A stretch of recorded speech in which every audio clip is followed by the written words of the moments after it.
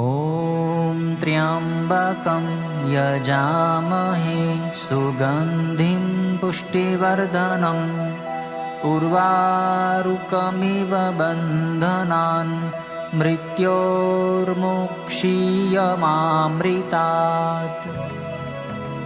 કરોડો બ્રહ્માંડોના નાયક આશુતોષ મહાદેવના દિવ્ય ચરિત્રોનું દિગ્દર્શન કરાવતી પવિત્ર કથા એટલે શિવમહાપુરાણની સત્સંગ ભક્તિ સરિતા। સમસ્ત બ્રહ્માંડોમાં એકમાત્ર વ્યાપ્ત શિવતત્વનું સૂક્ષ્માતિ સૂક્ષ્મ નિરૂપણ કરતું મહર્ષિ વેદવ્યાસ રચિત મહાપુરાણ એટલે શિવમહાપુરાણની સત્સંગ ભક્તિ સરિતા।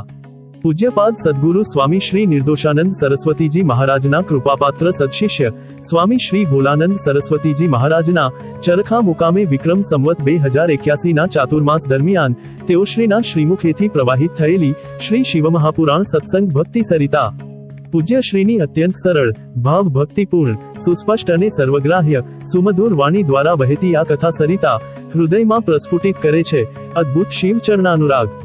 શિવોપાસનાનું રહસ્ય પ્રત્યેક કથાની માર્મિક સમજૂતી સાથે અનેક ઐતિહાસિક પ્રસંગોનું સુંદર નિરૂપણ શ્રોતાજનોને મંત્રમુગ્ધ કરે છે।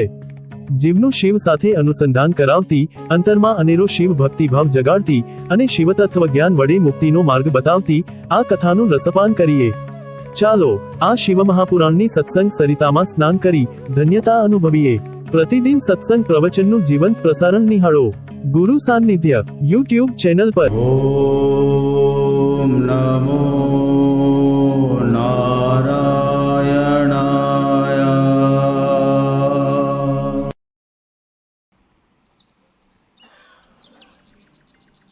સંસારના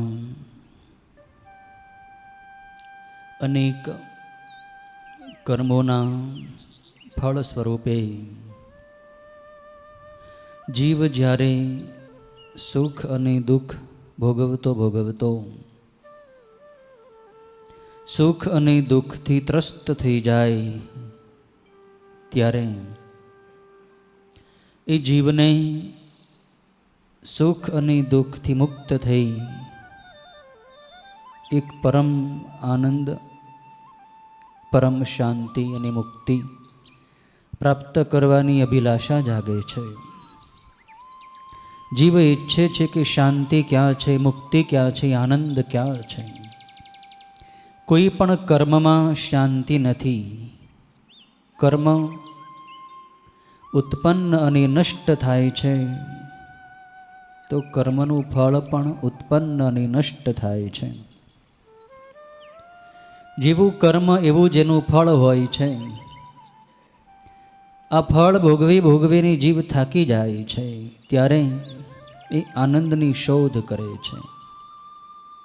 એ આનંદ પરમાત્માની અંદર રહેલો છે। પરમાત્મા સદાશિવ આનંદનો ભંડાર છે, મુક્તિદાતા છે, શાંતિદાતા છે। શિવ અત્યંત સરળ છે, શિવ અત્યંત ભોળા છે।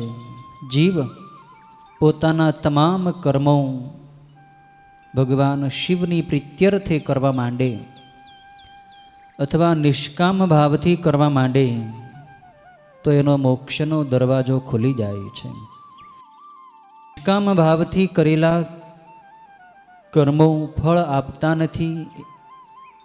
નિષ્કામ કર્મોનું ફળ શાંતિ હોય છે। કામનાથી જીવ અશાંત થાય છે, કામના મુક્ત થાય તો એને શાંતિ મળે છે। શિવ નિષ્કામ ભાવવાળા ભક્તોને જ પ્રાપ્ત થાય છે। જેના હૃદયની અંદર કામના છે એ શિવ સુધી પહોંચી શકતો નથી। શિવ તો નિષ્કામ ભક્તોને જ સુલભ થઈ શકે છે। કોઈ પણ કામના છોડીને અનાયાસે તમે શિવનું ભજન કરો, શિવની ઉપાસના કરો, થોડી પણ ઉપાસના કરો તો શિવ કૃપાળુ બને છે। જાણતા કે અજાણતા પણ આપણાથી શિવ નિમિત્તે કર્મ થઈ જાય તો એનું ફળ બહુ મોટું હોય છે।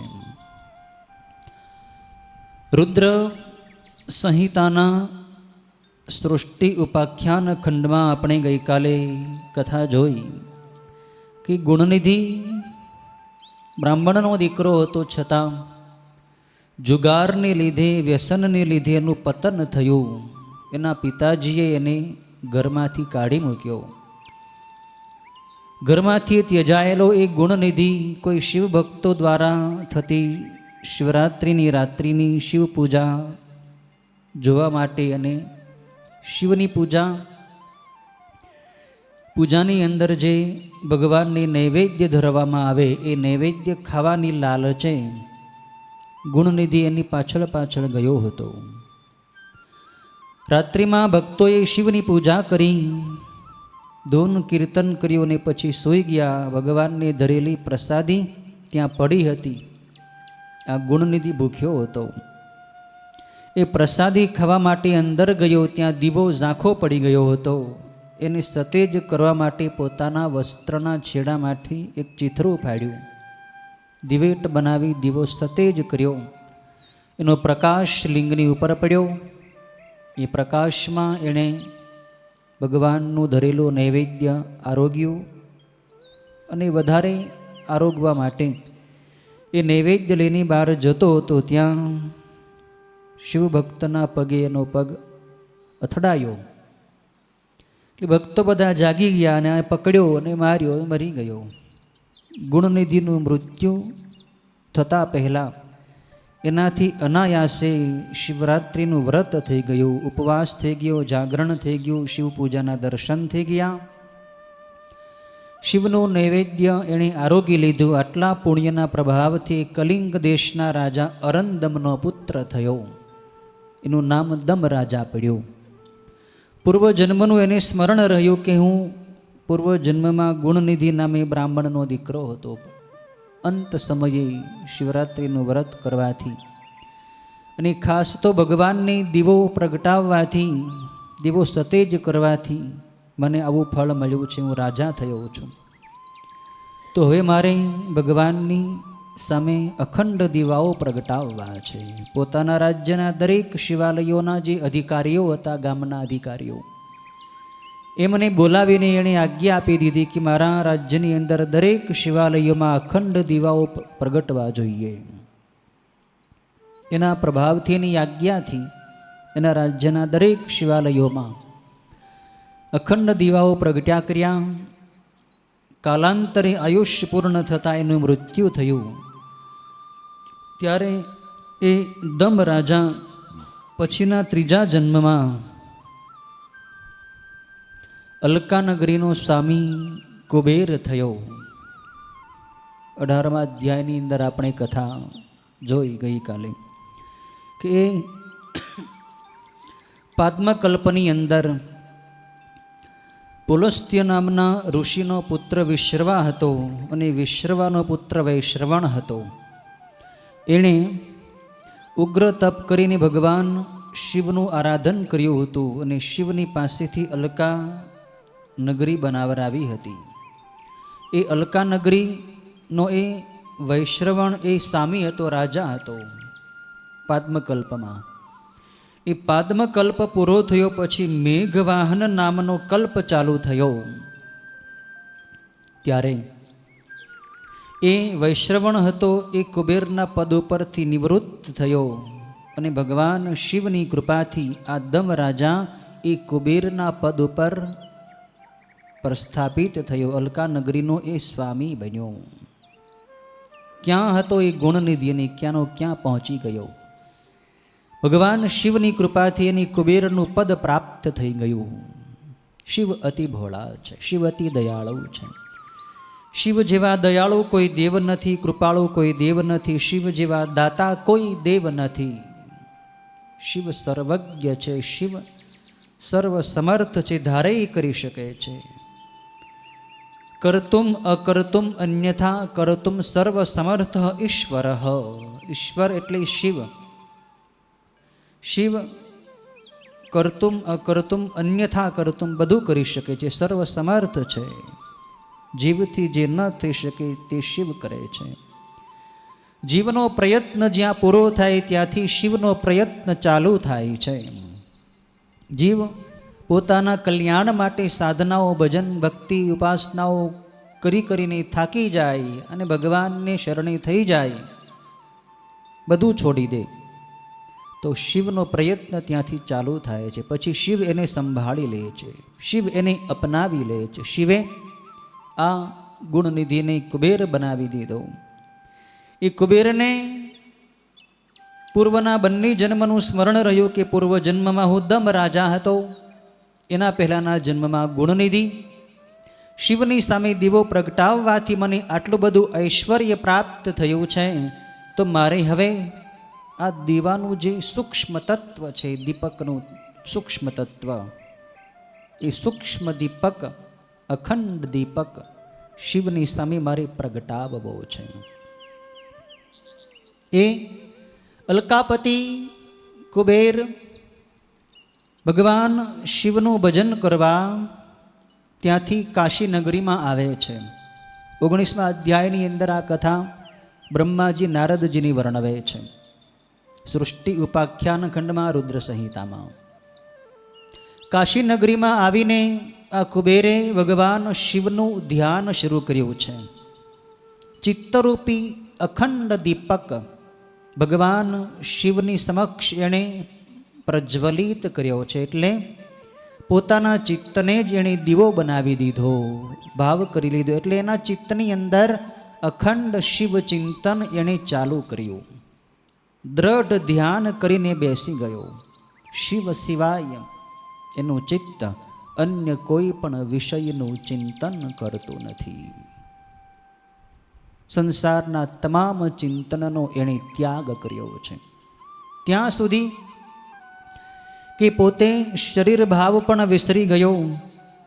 શરીર ધ્યાનમાં બેઠું છે, પણ એનું ચિત્ત શિવની અંદર ભળ્યું છે. આ કુબેરે એવું તપ કર્યું કે શિવ સિવાય બીજું એનું ચિત્ત કાંઈ ચિંતન કરતું નથી. અખંડ શિવ ચિંતન કરતાં કરતાં, તપશ્ચર્યા કરતાં કરતાં 10,000 વર્ષો પસાર થઈ ગયા. 10,000 વર્ષો સુધી એણે એવું કઠોર તપ કર્યું, શિવનું ધ્યાન કર્યું કે ધ્યાન કરતાં કરતાં એના શરીરમાં માત્ર ચામડા અને હાડકાં જ બાકી રહ્યા, બાકી બધું સુકાઈ ગયું. અખંડ શિવ ચિંતન, એનો દીવો ચિત્તનો શિવની સામે અખંડ પ્રગટ્યા કરતો હતો. ભગવાન શિવ પ્રસન્ન થયા છે. ઉમાદેવી સહિત, પાર્વતી સહિત મહાદેવ આ કુબેરને દર્શન આપવા માટે ત્યાં કાશીનગરીમાં પધાર્યા છે. ભગવાન શિવે એ કુબેરને જગાડ્યો છે કે ઉઠ, તું મારું અખંડ ચિંતન કરે છે, હું તારા પર પ્રસન્ન થયો છું. તું વરદાન માગી લે, તારી શું અભિલાષા છે, તારે શું જોઈએ છે. આ કુબેરે પોતાનું નેત્ર ઉઘાડ્યું, પણ એ સમયે ભગવાન શિવનું સ્વરૂપ એટલું તેજસ્વી હતું. ભગવાન મહાદેવના દિવ્ય સ્વરૂપમાંથી અનેકો કિરણો ત્યાંથી પ્રસ્ફુટિત થતા હતા, નીકળતા હતા. એ કિરણોથી આ કુબેરની આંખો અંજાઈ ગઈ, આંખો બંધ થઈ ગઈ. એટલું બધું પ્રકાશ ભગવાન શિવમાંથી નીકળતો હતો કે આ કુબેરના નેત્રો અંજાઈ ગયા છે. એટલે એણે આંખો બંધ કરી દીધી અને મહાદેવની પ્રાર્થના કરી, પ્રભુ આપના સ્વરૂપને હું જોઈ શકતો નથી. મહાદેવ, મારી તો એક જ ઈચ્છા છે કે આપના દિવ્ય સ્વરૂપના મને દર્શન થાય. પ્રભુ મારા નેત્રોને આપના દર્શનનું આપ સામર્થ્ય આપો, એવી કૃપા કરો કે હું આપના દર્શન કરી શકું. પ્રભુ ભગવાને કુબેરની ઉપર કૃપા કરી અને પોતે એનો સ્પર્શ કર્યો. ત્યારે કુબેરે ભગવાન શિવના દર્શન કર્યા છે. પણ સૌ પ્રથમ કુબેરની દ્રષ્ટિ માં પાર્વતી ઉપર પડી છે. માં પાર્વતી સર્વાંગી અતિ સુંદર છે. પાર્વતીમાં જેવું સૌંદર્ય જગતની અન્ય કોઈ સ્ત્રીમાં ક્યાંથી હોઈ શકે. સંપૂર્ણ સૌંદર્ય માં ભગવતીની અંદર છે. માં ભગવતીનું આવું દિવ્ય સૌંદર્યયુક્ત સ્વરૂપ જોઈને, ભગવતીના દર્શન કરીને, પાર્વતીના દર્શન કરીને કુબેર સતત એકી ટશે માં પાર્વતીને જ જોઈ રહ્યો. એને એમ થયું કે મારા મહાદેવની બાજુમાં, મારા ભગવાન શિવની ડાબી બાજુમાં જેણે સ્થાન પ્રાપ્ત કર્યું છે એવી આ સ્ત્રી કોણ હશે? એણે એવું કયું તપ કર્યું હશે? મારા કરતાં પણ વધુ એણે તપ કદાચ કર્યું હશે, અને એટલે જ ભગવાન શિવે એને પત્ની રૂપે સ્વીકારી છે. આ સ્ત્રી કોણ હશે? આટલું બધું સૌંદર્ય એને કેમ પ્રાપ્ત થયું? આવા વિચારથી એણે મા પાર્વતીની સામે દ્રષ્ટિ કરી. સતત જોયા કર્યું એટલે મા પાર્વતીને થોડું માઠું લાગ્યું કે આ તપસ્વી પુરુષ સતત મારી સામે જુએ છે. કદાચ ખરાબ દ્રષ્ટિથી મારી સામે જોતો હોય એમ મને લાગે છે. એટલે સતત માં પાર્વતીની સામે, સ્ત્રીની સામે જોવાથી અને દોષ લાગ્યો કુબેરની, અને એનું એક નેત્ર, ડાબો નેત્ર ફૂટી ગયું. સંયમ અતિ જરૂરી છે.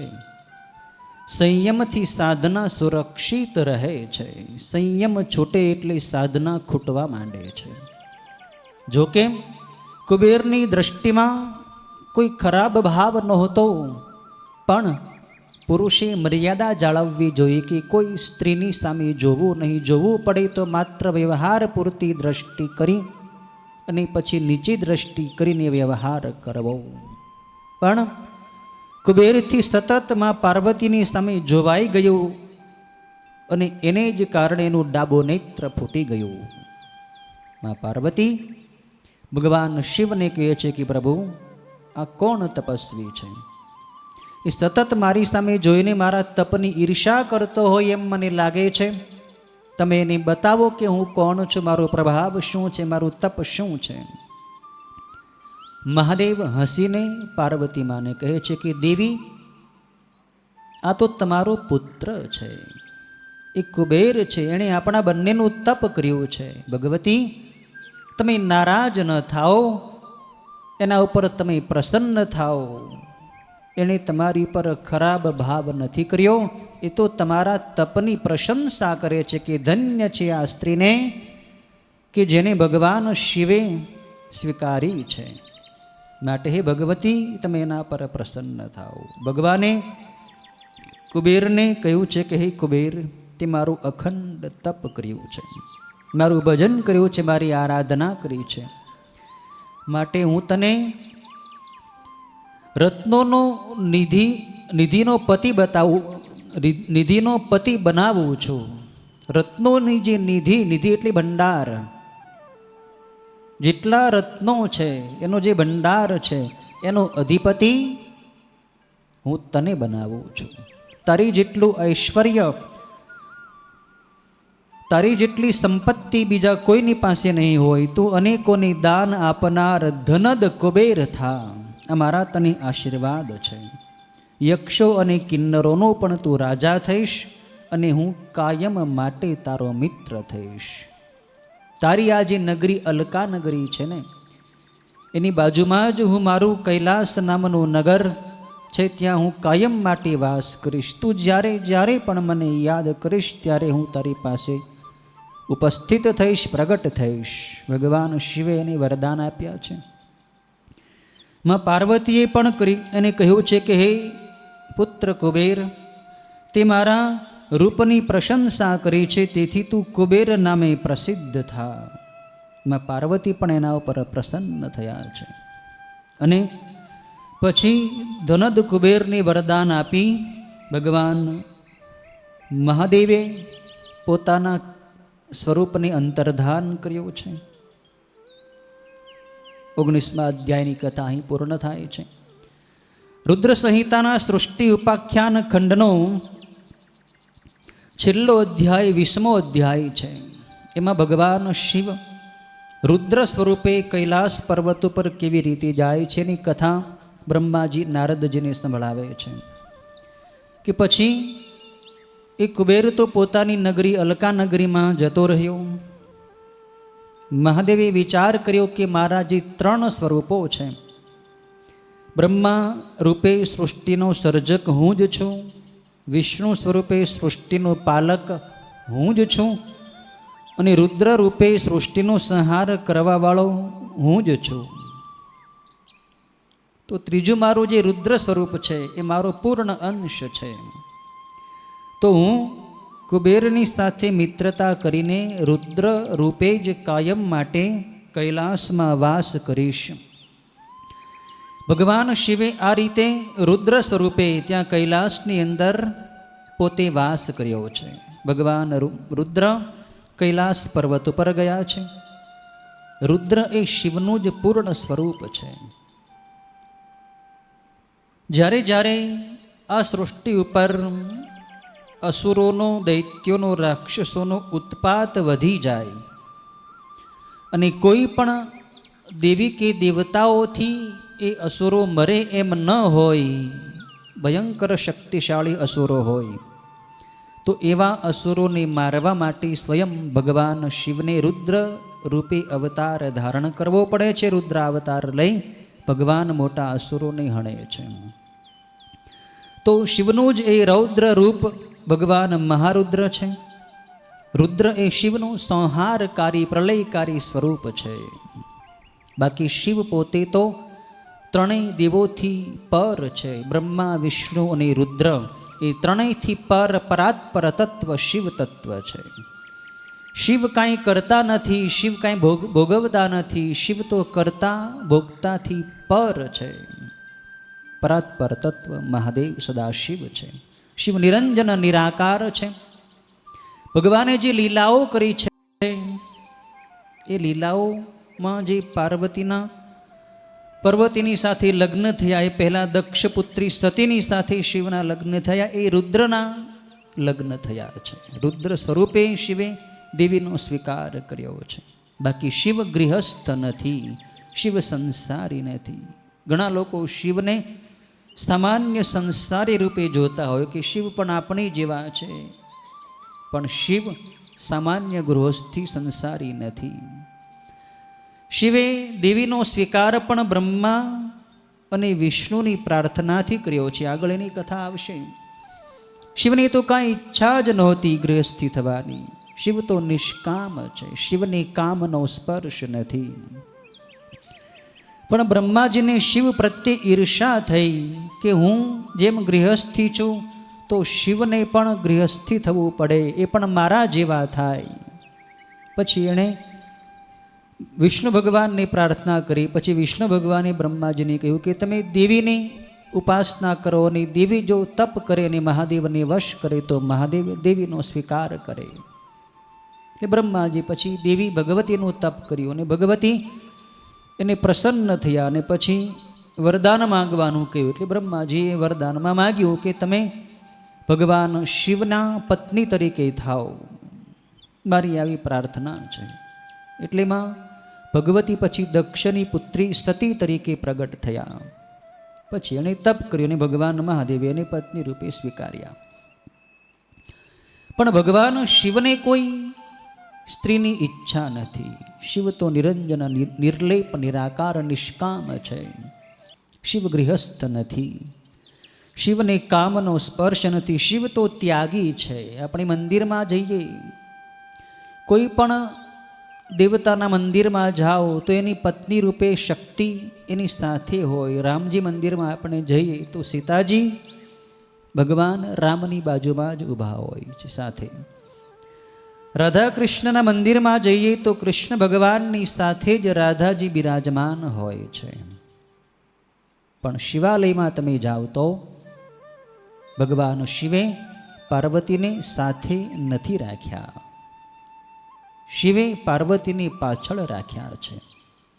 શિવ તો લિંગ બનીને, નિરાકાર બનીને, અંતર્મુખ થઈને, શાંત થઈને ધ્યાનમાં એકલા બેઠા છે. ભગવાન મહાદેવ આપણને ઉપદેશ આપે છે, પ્રબોધે છે કે તમારે મારા સુધી પહોંચવું હોય તો સ્ત્રીનો ત્યાગ કરો. સ્ત્રીનો ત્યાગ એટલે કોઈ ભૌતિક શરીરનો ત્યાગ એમ નહીં, પણ મનમાંથી કામનો ત્યાગ કરો. મનમાં વાસના હશે તો મારી સુધી તમે પહોંચી નહીં શકો. મેં પણ વાસનાની છોડી છે, મેં પણ સ્ત્રીની પાછળ રાખી છે. શિવ આવો આપણને ઉપદેશ આપે છે કે તમે એકલા રહો. જ્યાં સુધી માયા સાથે હોય ત્યાં સુધી મહાદેવને પામી શકાતું નથી. સ્ત્રીની અંદર માયા છે, ધનની અંદર માયા છે. માયા અનેક જગ્યાએ રહે છે. સ્ત્રી સાધક માટે પુરુષ એ માયા રૂપ છે. કહેવાનું તાત્પર્ય છે મનની અંદર જે આસક્તિ છે એને છોડવાની છે. શિવે આસક્તિને છોડી છે.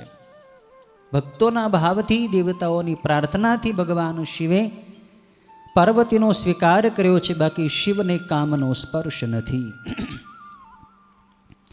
આ રીતે ભગવાન મહારુદ્ર કૈલાસમાં જાય છે. 20મા અધ્યાયની આ કથામાં ભગવાન મહારુદ્ર કૈલાસમાં જેને પોતાનું ડમરું વગાડે છે. એટલે બધાય શિવના જે રુદ્રના ગણો હતા, કરોડો અબજો ગણો, એ બધાય લોકાંતરોમાંથી પાછા આવ્યા છે. બ્રહ્મા અને વિષ્ણુ પણ ત્યાં આવ્યા છે. બધાએ મળીને ભગવાન શિવનું, મહારુદ્રનું પૂજન કર્યું છે. મોટો ઉત્સવ થયો છે કૈલાસમાં. અલકાપતિ કુબેર પણ આવ્યો છે બાજુમાંથી. એણે પણ મહાદેવનું પૂજન કર્યું છે. મહાદેવે અલકાપતિ કુબેરને ત્યારે પણ વરદાન આપ્યા છે. પછી બધાએ દેવતાઓને અને પોતાના ગણોને પોતપોતાના સ્થાને પરત મોકલી દીધા છે. અને પછી મહાદેવ થોડોક સમય ત્યાં સ્ત્રી વગર રહ્યા છે. અને પછી બ્રહ્માજીની પ્રાર્થનાથી મહાદેવે સતી દેવીની સાથે વિવાહ કર્યો છે. આ રીતની કથા આ 20મા અધ્યાયની અંદર છે. રુદ્ર સંહિતાનો સૃષ્ટિ ઉપાખ્યાન નામનો પ્રથમ ખંડ અહીં સમાપ્ત થાય છે. ઓમ નમઃ પાર્વતી પતયે હર હર મહાદેવ હર. રુદ્ર સંહિતાનો બીજો ખંડ એટલે સતી ખંડ. આ ખંડની અંદર ભગવતી સતી દેવીની અનેક લીલાઓનું વર્ણન બ્રહ્માજી નારદજીને સંભળાવે છે. બ્રહ્મા અને નારદનો આ સુખકારક સંવાદ છે. બ્રહ્મા અને નારદનો આ સંવાદ સૂત અને શૌનક ઋષિના સંવાદની અંતર્ગત આવ્યો છે. આપણે પહેલાં જોઈ ગયા કે નૈમિષારણ્યમાં યજ્ઞ ચાલુ હતો ત્યારે સૂતજી પધાર્યા છે. સૂતજીએ આગમન કર્યું એટલે ઋષિઓએ, શૌનક વગેરે ઋષિઓએ એમને ભગવાન શિવની કથા સંબંધી પ્રશ્નો કર્યા. એટલે સૂતજી શિવપુરાણની કથા સંભળાવી રહ્યા છે શૌનક વગેરે ઋષિઓને. અને એની એ સંવાદની અંતર્ગત, એ બંનેની ચર્ચાની અંતર્ગત બ્રહ્માજી અને નારદજીની ચર્ચા ચાલી રહી છે. પ્રથમ અધ્યાયમાં નારદજી બ્રહ્માજીને પ્રશ્ન કરે છે. નારદ ઉવાચ વિધે સર્વમ વિજાનાસી કૃપયા શંકરસ્ય ચ ત્વયાદ ભૂતા હિ કથિતા કથા મે શિવયો શુભાહા. હે પિતામહ બ્રહ્મા, ભગવાન શિવની અદ્ભુત કથા આપે અમને સંભળાવી છે, જે સૃષ્ટિ ઉપાખ્યાન ખંડ આપે કહ્યો છે, જેમાં સૃષ્ટિની ઉત્પત્તિ કેવી રીતે થઈ, બ્રહ્મા અને વિષ્ણુની ઉત્પત્તિ કેવી રીતે થઈ એની કથા આપે સંભળાવી. ગુણનિધિનું ચરિત્ર આપે સંભળાવ્યું. કુબેરની કથા આપે સંભળાવી. હવે મને ભગવાન શિવના બીજા ચરિત્ર જાણવાની ઈચ્છા છે કે ભગવાન શિવ રાગ દ્વેષ વગેરે જોડકાઓથી રહિત છે. કોઈ પણ પ્રકારના દ્વંદ્વ શિવને દ્વંદ્વિત કરી શકતા નથી. શિવ તો નિર્દ્વંદ્વ છે. પણ છતાંય ભગવાન વિષ્ણુની પ્રાર્થનાથી પોતે કેવી રીતે ગૃહસ્થી થયા, બ્રહ્માજીની પ્રાર્થનાથી કેવી રીતે ગૃહસ્થી થયા, કેવી રીતે એણે દક્ષની પુત્રી સતીની સાથે વિવાહ કર્યો, સતીએ શું તપ કર્યું, અને પછી સતીના વિશે એવું ચરિત્ર સંભળાય છે કે દક્ષ પ્રજાપતિએ બહુ મોટો યજ્ઞ કર્યો હતો. શિવ સાથે વિરોધ કરીને શિવ વિના યજ્ઞનો આરંભ કર્યો. યજ્ઞની અંદર બધાએ દેવતાઓને બોલાવ્યા, પણ મહાદેવને જ ન બોલાવ્યા. ત્યારે સતીદેવી એના પિતા દક્ષની ઉપર ક્રોધાયમાન થઈને એના યજ્ઞની અંદર જ યોગ અગ્નિ વળી બળીને ભસ્મ થયા હતા. પછી એ જ સતીદેવી પાછા હિમાલયના ઘરે પાર્વતી રૂપે પ્રગટ થયા હતા. પછી પણ એ પાર્વતી રૂપે પ્રગટ થઈને પણ એમણે હજારો વર્ષો સુધી ભગવાન શિવને નિમિત્તે તપ કર્યું હતું અને શિવને એણે પતિ તરીકે બીજા જન્મમાં પણ પ્રાપ્ત કર્યા હતા. તો એ શિવ પાર્વતીનો વિવાહ પણ મારે સાંભળવાની મને ઈચ્છા છે. આ ભગવાન શિવના આવા અદ્ભુત લીલામય ચરિત્રોની કથા મને સંભળાવો. ત્યારે બ્રહ્માજી નારદજીની આ કથા સંભળાવે છે કે હે પુત્ર નારદ, તમને શિવની કથામાં પ્રેમ છે, માટે મને પણ શિવની કથા કરવામાં ઉત્સાહ છે. પહેલા અધ્યાયની અંદર સંક્ષિપ્ત સતીનું ચરિત્ર બતાવ્યું છે. બ્રહ્માજી કહે છે કે હે નારદજી, પહેલાં મારા મનમાંથી, મારા તનમાંથી મેં મારા માનસ પુત્રોને, ઋષિઓને પ્રગટ કર્યા હતા અને સાથે એક પુત્રીને પણ મેં પ્રગટ કરી હતી. મારા અંગમાંથી એક પુત્રી પણ પ્રગટ થઈ, જેનું નામ હતું સંધ્યા. સંધ્યાનું સર્વાંગ અતિ સુંદર હતું. પછી મારા અંગમાંથી કામદેવ નામનો એક પુરુષ પ્રગટ થયો. એ પુરુષ કામને વધારતો હતો, આસક્તિને, વાસનાને વધારતો હતો. એ કામરૂપી પુરુષને વશીભૂત થઈને મારા પુત્રો અને હું સ્વયં પણ મારી જ પુત્રી સંધ્યા ઉપર અમે મોહિત થયા. કામ અતિ બળવાન છે. જે શિવની ભક્તિ કરે છે, અનન્ય ભાવથી જે શિવનો થઈને રહે છે, એને જ કામ અસર કરી શકતો નથી. બાકી બલબલા ઋષિઓ મુનિઓ પણ કામની અંદર ફસાયા છે. બ્રહ્માજી સ્વયં પોતે પોતાની જ આ કથા કરી રહ્યા છે કે મને પણ મારી પુત્રી સંધ્યા ઉપર મોહ થયો, મારા પુત્રોને પણ મોહ થયો અને મેં પુત્રીની ઈચ્છા કરવા માંડી. ત્યારે મારા પુત્ર ધર્મ નામના પ્રજાપતિએ ભગવાન શિવને પ્રાર્થના કરી કે પ્રભુ આપ આવો અને મારા પિતાને અને મારા ભાઈઓને આપ બચાવો, નહીતર અનર્થ થઈ જશે. ભગવાન શિવ આવ્યા અને મારો તિરસ્કાર કરીને, મને અટકાવીને, મારી નિંદા કરીને જતા રહ્યા કે હે બ્રહ્માજી, તમને ધિક્કાર છે. તમે પિતા થઈને પોતાની પુત્રીમાં આસક્ત થયા, તમને ધિક્કાર હો. આ રીતે મારો તિરસ્કાર કરી ભગવાન જતા રહ્યા. અમે કામની અસરથી મુક્ત તો થઈ ગયા, પણ મને શિવની સાથે ઈર્ષા થઈ કે શિવે મારો તિરસ્કાર કેમ કર્યો. જેમ મને સ્ત્રીની ઈચ્છા થઈ, એમ શિવને પણ સ્ત્રીની ઈચ્છા થાય. શિવ પણ મારા જેવા બને, શિવ પણ ગૃહસ્થી બને, શિવ પણ સ્ત્રીની અંદર મોહિત થાય, એવી મારા મનમાં કુભાવના થઈ. એટલે મેં પછી વિષ્ણુ ભગવાનની પાસે જઈ આનો ઉપાય પૂછ્યો. વિષ્ણુ ભગવાને પ્રથમ તો મને કહ્યું કે આ શક્ય નથી, શિવ તો નિષ્કામ છે, શિવને સ્ત્રીમાં મોહ થાય જ નહીં. પણ પછી જેમ કથા કરી એ પ્રમાણે વિષ્ણુ ભગવાનની પ્રેરણાથી દેવીની મેં પ્રાર્થના કરી. દેવી પ્રગટ થયા અને બ્રહ્માજીને વરદાન આપ્યું કે હું દક્ષને ઘરે પુત્રી બનીને અવતરીશ અને શિવને પતિ તરીકે પામીશ. પછી દક્ષને ઘરે વીરીણી નામની પત્નીમાં આ ભગવતી શિવાદેવીનું પ્રાગટ્ય થયું. વીરીણી સતીની માતા છે, દક્ષ પ્રજાપતિની પત્ની છે. સતીએ તપ કરીને ભગવાન શિવને પતિ તરીકે પ્રાપ્ત કર્યા છે. દક્ષ પ્રજાપતિએ યજ્ઞ કર્યો, એમાં શિવને બોલાવ્યા નહીં અને પછી મહાદેવે એ યજ્ઞનો વિધ્વંસ કર્યો. વીરભદ્ર નામનો ભયંકર ગણ ઉત્પન્ન કરીને દક્ષના યજ્ઞનો વિનાશ કર્યો છે. પણ પછી શિવ તો ભોળા છે.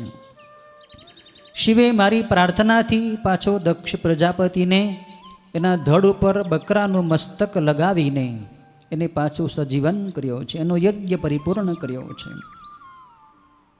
બ્રહ્માજી કથા કરે છે કે શિવાદેવી દક્ષના યજ્ઞમાં યોગના અગ્નિ વડે બળીની ભસ્મ થઈ ગયા હતા. તો એ જે અગ્નિ પ્રગટ થયો હતો એ અગ્નિમાંથી જ્વાલામુખી નામની દેવી પ્રગટ થઈ હતી. અને એ દેવી દર્શન કરવાથી સર્વ પાપોની હરવાવાળી બન્યા છે. એનું નામ જ્વાલામુખી દેવી પડ્યું છે. પછી એ શિવાદેવી હિમાલયના ઘરે પાર્વતી નામે પ્રગટ થયા અને ભગવાન શિવનું તપ કરીને શિવને એ પામી ગયા.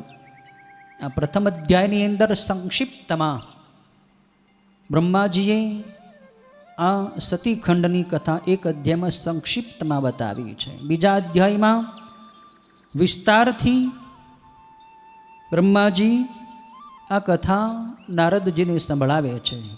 આ અધ્યાયમાં ખાસ તો કામદેવનું પ્રાગટ્ય કઈ રીતે થયું.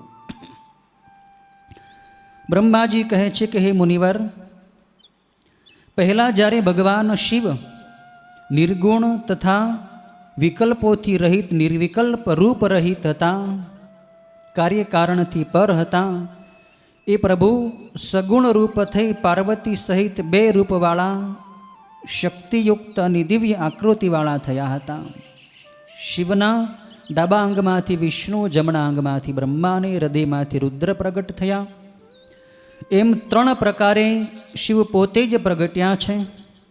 અને પછી મેં બ્રહ્માએ ભગવાન શિવની જ આજ્ઞાથી સૃષ્ટિની રચના કરવા માંડી.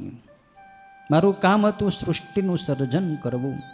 શિવની મને આજ્ઞા હતી, એટલે શિવની આજ્ઞા અનુસાર મેં મરીચી, અત્રિ, પુલહ, પુલસ્ત્ય, અંગિરા, ક્રતુ, વસિષ્ઠ, નારદ, દક્ષ અને ભૃગુ આ 10 મહાન સમર્થ માનસ પુત્રોને મેં ઉત્પન્ન કર્યા. આ 10 પુત્રોને ઉત્પન્ન કર્યા પછી મારા મનમાંથી એક સુંદર રૂપવાળી સ્ત્રી ઉત્પન્ન થઈ. તેનું નામ હતું સંધ્યા. દિવસની સંધ્યા ક્ષાંતા નામે કહેવાય છે ને સાયંકાળની સંધ્યા જપંતિકા કહેવાય છે. એ સંધ્યા નામની મારી પુત્રી અત્યંત સુંદર હતી. દેવલોકમાં, મનુષ્યલોકમાં કે પાતાળ લોકમાં એવી સંપૂર્ણ ગુણોથી શોભતી સ્ત્રી ત્રણેય કાળમાં પણ નહોતી. હે મુનિવર, તેને જોઈને મેં હૃદયમાં ઊંડો વિચાર કરવા માંડ્યો કે દક્ષ વગેરે તથા મરીચી વગેરે મારા પુત્રો તો પ્રજાઓને સર્જનારા છે. એમ વિચાર કરતા મારા મનમાંથી એક અદ્ભુત સુંદર પુરુષ પ્રગટ થયો. બ્રહ્માજી વિચાર કરતા હતા કે મેં પુત્રોને ઉત્પન્ન કર્યા, ઋષિઓને, અને એક પુત્રીને પણ ઉત્પન્ન કરી. પણ અમારા પુત્રો છે એ કેવી રીતે એની પ્રજાનું સર્જન કરશે, એવો વિચાર જ્યાં આજે મારા મનમાં પ્રગટ્યો, ત્યાં જ મારા મનમાંથી એક સુંદર કાંતિવાળો, સૌંદર્યવાળો પુરુષ પ્રગટ થયો. એ પુરુષના સર્વાંગ અત્યંત સુંદર હતા. પૂર્ણચંદ્ર જેવું એને મુખ હતું. વિશાળ એનું વક્ષસ્થળ હતું. એની આંખો પણ સુંદર હતી. એના હાથ, એના પગ સર્વાંગ અતિ સુંદર હતા. મદોન્મત્ત હાથીના જેવી એના શરીરમાંથી સુગંધ આવતી હતી. પ્રફુલ્લ કમળની પાંખડી જેવા એના નેત્રો હતા. અને પુષ્પોરૂપી એની પાસે હથિયારો હતા. પુષ્પરૂપી ધનુષથી સુશોભિત મનોહર કટાક્ષો ફેંકવા માટે બંને આંખોને એ પુરુષ ભમાવતો હતો અને સુગંધી પવનવાળો હતો. શૃંગાર રસથી એ સેવાયેલો હતો. એ પુરુષને જોઈને મારા જે બધા પુત્રો 10 પુત્રો હતા, દક્ષ અને ભૃગુ અને અંગિરા અને ક્રતુ અને વસિષ્ઠ અને પુલસ્ત્ય અને બધાય પુત્રો એકદમ વિકારી બન્યા. આ કામદેવ એટલો બધો પ્રભાવશાળી હતો કે એને જોતા જ મારા પુત્રોની અંદર વિકાર ઉત્પન્ન થયો છે. કોઈની ધીરજ રહી નહીં. ત્યારે એ પુરુષ જે કામદેવ છે એ 2 હાથ જોડીને મને પ્રાર્થના કરવા લાગ્યો, પ્રણામ કરીને કહેવા લાગ્યો કે હે પિતાજી, આપ મારા પિતા છો, આપના થકી જ હું પ્રગટ થયો છું. મારું અભિમાન જળવાય એવું સ્થાન મને આપો. મારે ક્યાં રહેવાનું છે, મારું સ્થાન ક્યું છે, આપ મને બતાવો. અને મારી પત્ની જે હોય તે પણ આપ મને બતાવો, મારી પત્ની કોણ. ત્યારે બ્રહ્માજી કહે છે કે એ પુરુષનું એવું વચન સાંભળીને, એના રૂપને જોઈને હું પણ થોડી વાર તો કાંઈ પણ બોલી શક્યો નહીં, કેમ કે અત્યંત સુંદર હતો એ પુત્ર. પછી મેં મારા મનનો સંયમ કરીને એ પુરુષને મેં કહ્યું કે હે પુત્ર, તું આ જ સ્વરૂપે તથા 5 પુષ્પોરૂપી બાણોથી પુરુષો તથા સ્ત્રીઓના મનની અંદર વાસ કર અને એના મનને તું મોહ પમાડ. અને પુરુષો અને સ્ત્રીઓથી સૃષ્ટિની ઉત્પત્તિ કર, સૃષ્ટિનો ફેલાવો કર, એનાથી સંતતિઓ જન્મે, એના પુત્ર પૌત્રો જન્મે. એ કાર્ય તારું છે. સ્ત્રીને પુરુષ ઉપર, પુરુષને સ્ત્રી ઉપર આકૃષ્ટ કરવાનું કામ હું તને સોંપું છું. તું લોકોના મનની અંદર જેને મનને મથી નાખ. આવું કાર્ય એણે કામદેવને સોંપ્યું છે. સ્થાવર જંગમ સહિત ત્રણેય લોકમાં દેવતાઓ, આ બધાય જીવો તને ઓળંગવા સમર્થ થશે ને. બ્રહ્માજી કહે છે કે હે કામદેવ, કોઈ પણ દેવતાઓની શક્તિ નથી કે એ તને જીતી શકે. કોઈ પણ ઋષિઓ મુનિઓની પણ શક્તિ નથી કે તને જીતી શકે. તારું બળ અત્યંત પ્રબળ હશે. દરેક પ્રાણીનું મન તારા પુષ્પોરૂપી બાણનું નિશાન બનશે. અને તું આશ્ચર્ય થાય તેમ સર્વ પ્રાણીઓની હંમેશા મદ કરનાર થઈશ. બધાના મનને તું વિકારી બનાવી શકીશ. આ રીતે અનેક વરદાનો બ્રહ્માજીએ કામદેવને આપ્યા છે. 3જા અધ્યાયની અંદર બ્રહ્માજી કહે છે કે પછી મારા જે પુત્રો ઋષિઓ હતા એણે આ કામદેવના અલગ અલગ નામ પાડ્યા છે. ઋષિઓ બોલ્યા કે બ્રહ્માજીથી તું પ્રગટ થયો છે, માટે હે કામદેવ, તું બ્રહ્માજી તને વરદાન આપ્યું કે તું લોકોના મનને મથી નાખીશ, એટલે તારું નામ મન્મથ પડશે. મનને મથવાવાળો એટલે મન્મથ તારું નામ એક પડશે. અને લોકમાં તું ઈચ્છા અનુસાર રૂપવાળો છે અને તારા જેવો બીજો કોઈ નથી, એટલે તારું નામ કામ પણ પડશે. તું લોકોની મદયુક્ત કરે છે, માટે તારું નામ મદન પડશે. અને બ્રહ્માના ગર્ભમાંથી તું ગર્વ સાથે ઉત્પન્ન થયો છે, માટે તારું નામ કંદર્પ પણ પડશે. કામદેવનું એક નામ કંદર્પ છે. તારા જેવું પરાક્રમ સર્વ દેવોમાં પણ હશે નહીં, માટે તું સર્વ સ્થાનોમાં વ્યાપી જઈશ, બધી જગ્યાએ તું વસીશ. આ દક્ષ પોતે જે પહેલા પ્રજાપતિ અને પુરુષોમાં ઉત્તમ છે, તે તને મનગમતી સુંદર પત્ની આપશે. અને જે આ કન્યા બ્રહ્માના મનથી પ્રગટેલી અને સુંદર રૂપવાળી છે, તે સર્વલોકમાં સંધ્યા નામે પ્રખ્યાત થશે. અને બ્રહ્મા સારી રીતે ધ્યાન કરતા હતા ત્યારે તેમનામાંથી આ સુંદર અંગવાળી કન્યા જન્મી છે. આથી સુંદર કાંતિવાળી અને મલ્લિકાના પુષ્પ જેવી આ પુત્રી સંધ્યા નામે પ્રખ્યાત થશે. ઋષિઓએ કામદેવના નામ પાડ્યા છે. બ્રહ્માજીની પુત્રી એટલે કે પોતાની બહેન આ જે પુત્રી હતી એનું નામ સંધ્યા પાડ્યું છે. કામદેવને વિચાર થયો. ઋષિઓએ એમ પણ કહ્યું કે હે કામદેવ, તારી પત્ની આ દક્ષ પ્રજાપતિની પુત્રી જે થશે એ તારી પત્ની થશે. દક્ષ પ્રજાપતિની એક પુત્રી થશે, એનું નામ રતિ. રતિનો વિવાહ કામદેવની સાથે થશે. આગળ અધ્યાયમાં એની કથા આવશે. કામદેવને પછી મનમાં વિચાર થયો કે બ્રહ્માજીએ મને જે આ વરદાન આપ્યા છે એ વરદાન સાચા છે કે ખોટા? મને આટલો બધો પ્રભાવ આપ્યો તો એનો હું પ્રયોગ અહીંયા જ કરું અને અત્યારે જ કરું. લોકોના મનને હું મથી નાખું એટલી મારામાં શક્તિ છે, તો આ શક્તિનો પ્રયોગ હું મારા ભાઈઓ ઉપર, મારી બહેન ઉપર અને મારા પિતાજીની ઉપર જ કરું. એમ એણે વિચાર કર્યો કે હર્ષણ, રોચન, મોહન, શોષણ અને મારણ નામના મારા 5 બાણ છે. આ 5 બાણ વડે હું મારા આ પિતાને, ભાઈઓને અને બહેનને વશીભૂત કરું. જોઉં તો ખરો કે મારી અંદર કેટલી શક્તિ છે. એટલે કામદેવી પોતાની શક્તિ બતાવવા માટે પોતાનું ધનુષ્ય હાથમાં લીધું છે અને એની ઉપર બાણનું અનુસંધાન કર્યું છે. ધનુષ્યધારીઓમાં શ્રેષ્ઠ કામદેવે એ વખતે વિરાસને બેસીને ધનુષ્યની ખૂબ યત્નથી ખેંચી ગોળાકાર બનાવી દીધું છે.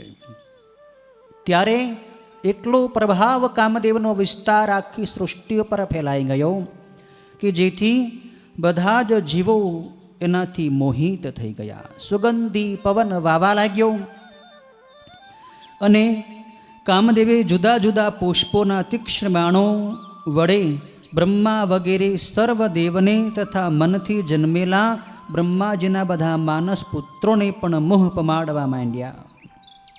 એને લીધે તેઓ બધાય મોહિત થઈ ગયા. બ્રહ્માજી કહે છે કે હું પણ શરૂઆતમાં મનથી સંધાઈને કંઈક વિકાર પામ્યો.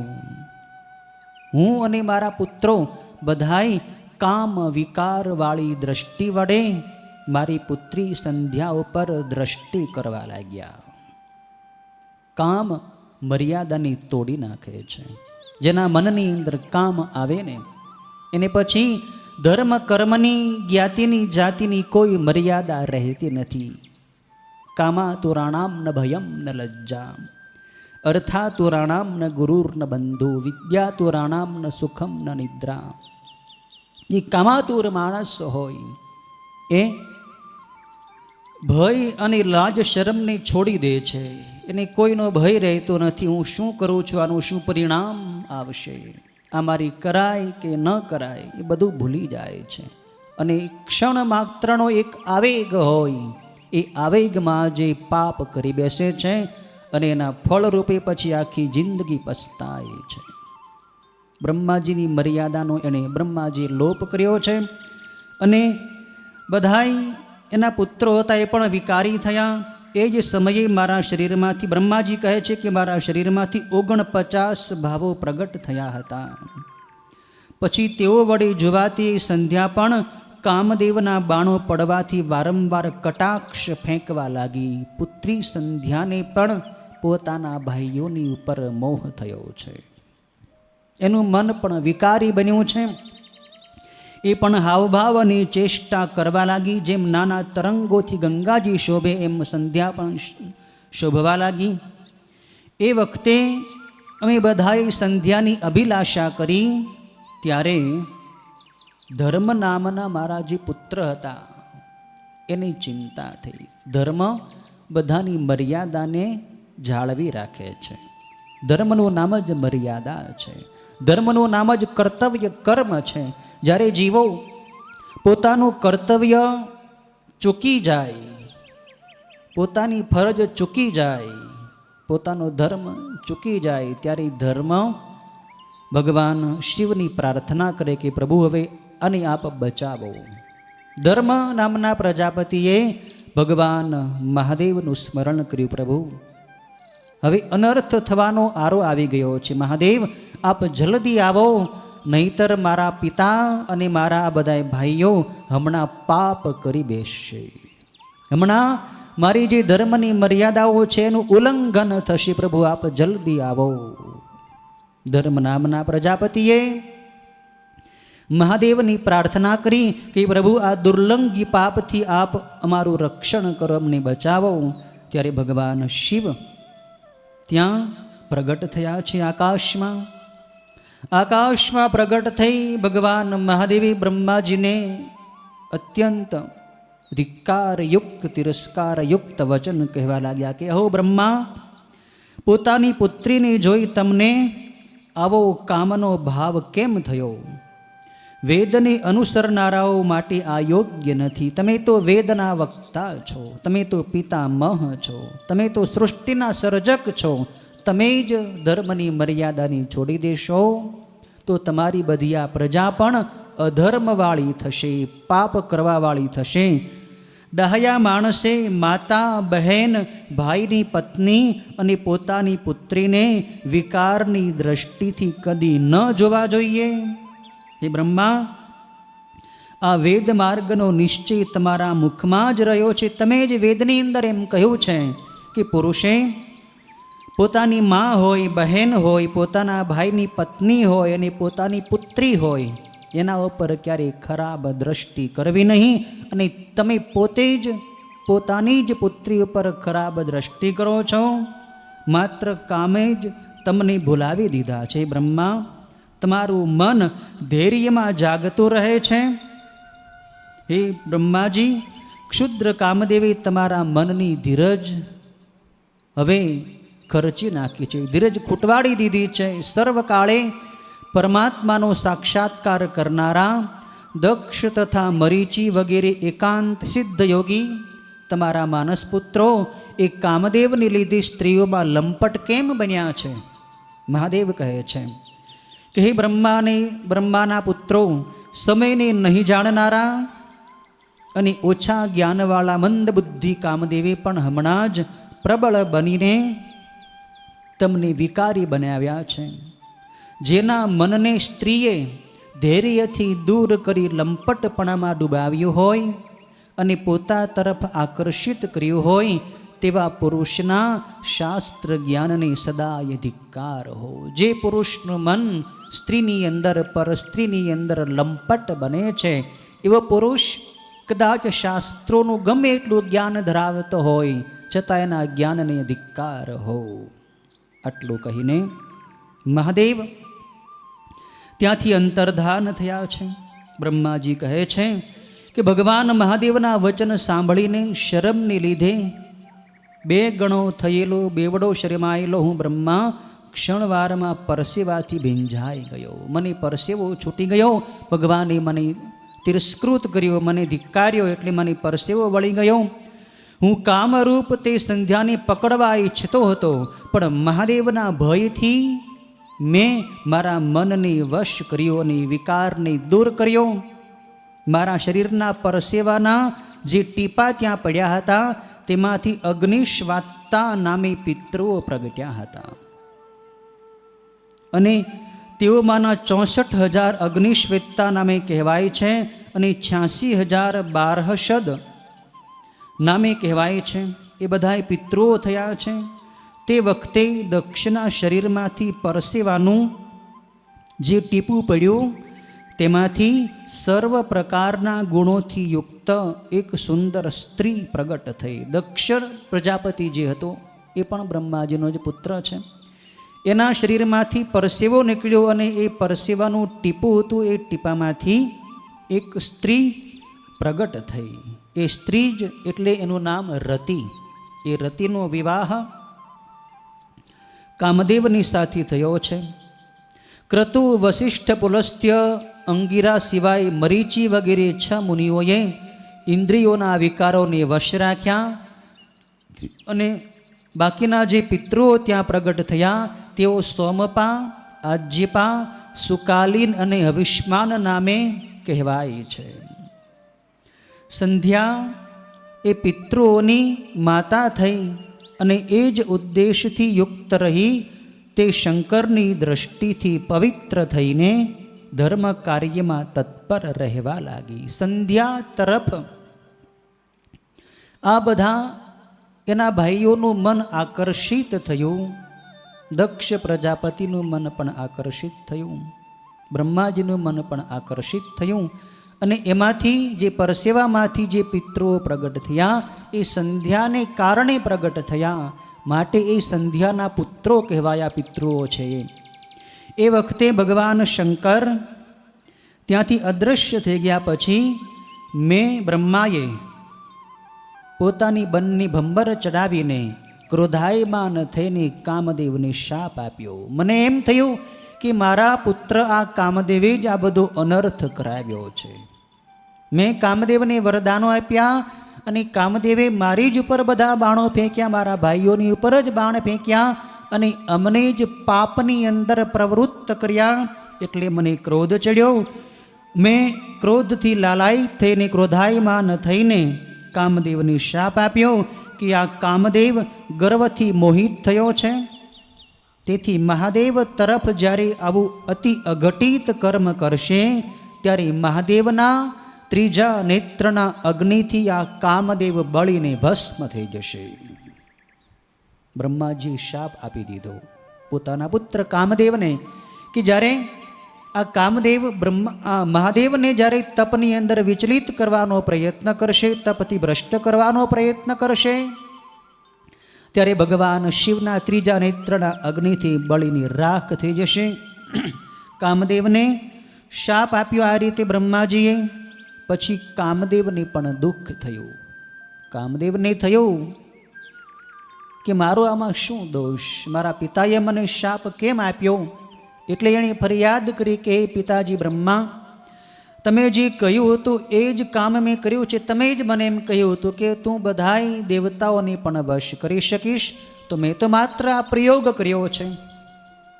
મેં કંઈ ખરાબ કામ તો કર્યું નથી, મારી શક્તિ બહારનું કામ તો કંઈ કર્યું નથી. તમે મને શાપ કેમ આપો છો? તમે જ કહ્યું હતું કે હું વિષ્ણુ તથા શંકર અમે બધાય તારા બાણના નિશાન બનશું. એમ તમે કહ્યું હતું, એની જ મેં પરીક્ષા કરી છે. છતાંય આ દારૂણ સમય છે કે તમે મને નિર્દોષને આજે શાપ આપ્યો. ખરેખર તમારે શાપ મને ન આપવો જોઈએ. પછી બ્રહ્માજી કહે છે કે હે પુત્ર, આ સંધ્યા મારી પુત્રી થાય, છતાં તે મને એ પુત્રી તરફ મારા મનને આકર્ષિત કર્યું, તેથી મેં તને શાપ આપ્યો છે. હે કામદેવ, હવે મારો ક્રોધ શાંત થયો છે. હવે હું તને કહું છું, તું સાંભળ. મેં તને શાપ આપ્યો એ પ્રમાણે તું મહાદેવના ત્રીજા નેત્રના અગ્નિથી બળીને ભસ્મ તો થઈશ જ, પણ પછી ભગવાન શિવની કૃપાથી પાછો તું સજીવન થઈશ. ભગવાન શિવ એટલે કે રુદ્ર જ્યારે વિવાહ કરશે, લગ્ન કરશે, ત્યારે તને પાછો સજીવન કરશે. એ જ શંકર તને શરીર પ્રાપ્ત કરાવશે. આમ કહીને બ્રહ્માજી પોતાના પુત્રોના દેખતા ત્યાંથી અંતર્ધાન થયા છે, અદૃશ્ય થયા છે. બ્રહ્માજી ગયા છે. ચોથા અધ્યાયની અંદર નારદજી બ્રહ્માજીને પ્રશ્ન કરે છે કે વિષ્ણુ શિષ્ય મહાપ્રાજ્ઞ વિધિ લોક કર પ્રભો અદ્ભુતેયમ કથા પ્રોક્તા શિવ લીલામૃતાન્વિતા. હે લોકની રચનાર બ્રહ્માજી, એ પછી શું ચરિત્ર બન્યું હતું? ભગવાન શિવની કથાથી યુક્ત એ ચરિત્ર હું સાંભળવા ઈચ્છું છું. ત્યારે બ્રહ્માજી કહે છે કે હું જ્યારે અદૃશ્ય થયો પછી દક્ષ પ્રજાપતિ કામદેવને કહેવા લાગ્યો. મારા પુત્રો તો ત્યાં જ હતા, દક્ષ, પુલસ્ત્ય, ક્રતુ, અંગિરા વગેરે. એ દક્ષ પ્રજાપતિએ કામદેવને કહ્યું કે આ કન્યા મારા શરીરમાંથી ઉત્પન્ન થઈ છે અને સારા ગુણ અને રૂપવાળી છે, માટે તું આ મારી પુત્રીનો પત્ની તરીકે સ્વીકાર કર. મહાતેજસ્વી આ કન્યા તને સર્વકાળે સાથ આપનારી થશે અને તારી ઈચ્છા પ્રમાણે ધર્મ અનુસાર તારી આજ્ઞાનું પાલન કરશે. એમ કહી દક્ષે પોતાના શરીરના પરસેવાથી જન્મેલી એ રતિ નામની કન્યાને કામદેવની સાથે વિવાહિત કરી દીધી. ચોથા અધ્યાયની અંદર કામદેવ અને રતિના વિવાહની કથા છે. પાંચમા અધ્યાયની અંદર નારદજી બ્રહ્માજીને પ્રશ્ન કરે છે કે રતિ સાથે કામદેવનો વિવાહ તો થઈ ગયો, પણ તમારી જે પુત્રી હતી સંધ્યા નામે, એ સંધ્યાએ પછી શું કર્યું? સંધ્યાનું ચરિત્ર મને જાણવાની ઈચ્છા છે. સંધ્યા ક્યાં ગઈ, એણે શું ચરિત્ર કર્યું એ મને કહો. ત્યારે બ્રહ્માજી કહે છે કે સંધ્યા પહેલાં મારા મનમાંથી જન્મેલી મારી પુત્રી છે, એ જ સંધ્યા તપ કરી પહેલાંનું એ શરીર છોડીને અરુંધતી થઈ હતી. મુનિવર મેધાતિથિની બુદ્ધિશાળી પુત્રી થઈને તેમજ બ્રહ્મા વિષ્ણુ અને મહાદેવના વચનથી વ્રત કરીને તે અરુંધતી તીક્ષ્ણ વ્રતવાળા મહાત્મા વસિષ્ઠને પતિ તરીકે વરી હતી અને પતિવ્રતાઓમાં મુખ્ય બની તે જગતમાં પૂજનીય અને વંદનીય થઈ હતી. એ જ સંધ્યા તપ કરીને પોતાનું એ પાપમય શરીર ત્યજીને બીજો નવો જન્મ ધારણ કર્યો એ અરુંધતી નામે પ્રગટ થઈ અને અરુંધતીએ વસિષ્ઠ ઋષિ સાથે વિવાહ કર્યો અને એ જગતમાં અરુંધતી વંદનીય અને પૂજનીય થઈ છે. નારદજીને વિસ્તૃત રૂપે આ કથા સાંભળવાની જિજ્ઞાસા છે કે સંધ્યાનું તપ શું હતું, એનું શરીર કેવી રીતે છોડ્યું, આ કથા મને સંભળાવો. ત્યારે બ્રહ્માજી કહે છે કે આ સંધ્યા બ્રહ્માજી કહે છે કે સંધ્યાને પછી પસ્તાવો થયો કે મારા શરીરને ધિક્કાર હો, મારું શરીર હવે નિંદનીય બની ગયું છે. કેમ કે મારા શરીર ઉપર મારા ભાઈઓએ અને મારા પિતાએ જ કુદ્રષ્ટિ કરે છે. સંધ્યા કહે છે કે હું જુવાન તરીકે માત્ર ઉત્પન્ન થઈ કે એ જ વખતે મને જોઈને મારા પિતાએ કામથી પ્રેરાઈને મારા ઉપર પ્રેમ કરી મારી ઈચ્છા કરી હતી. શુદ્ધ આત્માવાળા પોતાના માનસપુત્રોના દેખાતા મને જોઈને મારા પિતાનું મન મર્યાદા રહિત બન્યું હતું. મારા મનને પણ દુષ્ટ કામદેવે વ્યાકુળ બનાવ્યું હતું, જેને લીધે સર્વ મુનિઓને જોઈ મારું મન અત્યંત ડગમગ્યું હતું. એ પાપનું ફળ કામદેવે તો સાક્ષાત મેળવી લીધું. કામદેવને તો બ્રહ્માજીએ શાપ આપી દીધો. પરંતુ અતિશય અપરાધ કરનારી હું પણ એ પાપનું ફળ મેળવું અને તેની શુદ્ધિરૂપ ફળવાળું કંઈક સાધન અથવા પ્રાયશ્ચિત કરી તત્કાળ હું શુદ્ધ થવા ઈચ્છું છું. સંધ્યાને થયું કે મારા મનમાં પણ પાપ આવ્યું હતું, તો મારે પણ પાપનું પ્રાયશ્ચિત કરવું છે, મારે પણ શુદ્ધ થવું છે, મારે પણ તપ કરવું છે. કારણ કે મને પ્રત્યક્ષ કામયુક્ત જોઈને મારા પિતા તથા ભાઈઓએ મારી ઈચ્છા કરી હતી. તેથી મારાથી વધારે પાપ કરનારી બીજી કોઈ સ્ત્રી નથી. તેમને જોઈને મને પણ પોતાના પિતાની સગા ભાઈઓની ઉપર પતિ જેવો ભાવ થયો હતો. હું જાતે આ પાપનું પ્રાયશ્ચિત કરીશ અને હું વેદના માર્ગને અનુસરી મારા દેહને અગ્નિમાં હોમી દઈશ. પરંતુ આ પૃથ્વીની ઉપર એક મર્યાદા હું સ્થાપી દઈશ કે જેથી માત્ર તરતમાં જન્મેલા પ્રાણીઓ પણ કામયુક્ત ન થાય. સંધ્યાએ દ્રઢ નિશ્ચય કર્યો છે, દ્રઢ પ્રતિજ્ઞા કરી છે કે મારું આ પાપી શરીર હવે હું ત્યજી દઈશ, અગ્નિની અંદર બાળી દઈશ અને એવી મર્યાદા હું આ પૃથ્વીની ઉપર સ્થાપી દઈશ કે હવે પછી જે કોઈ પ્રાણીઓ જન્મ લેને તો જન્મીને તરત જ એનું મન વાસનાથી વિકારી ન થાય, વિકૃત ન થાય.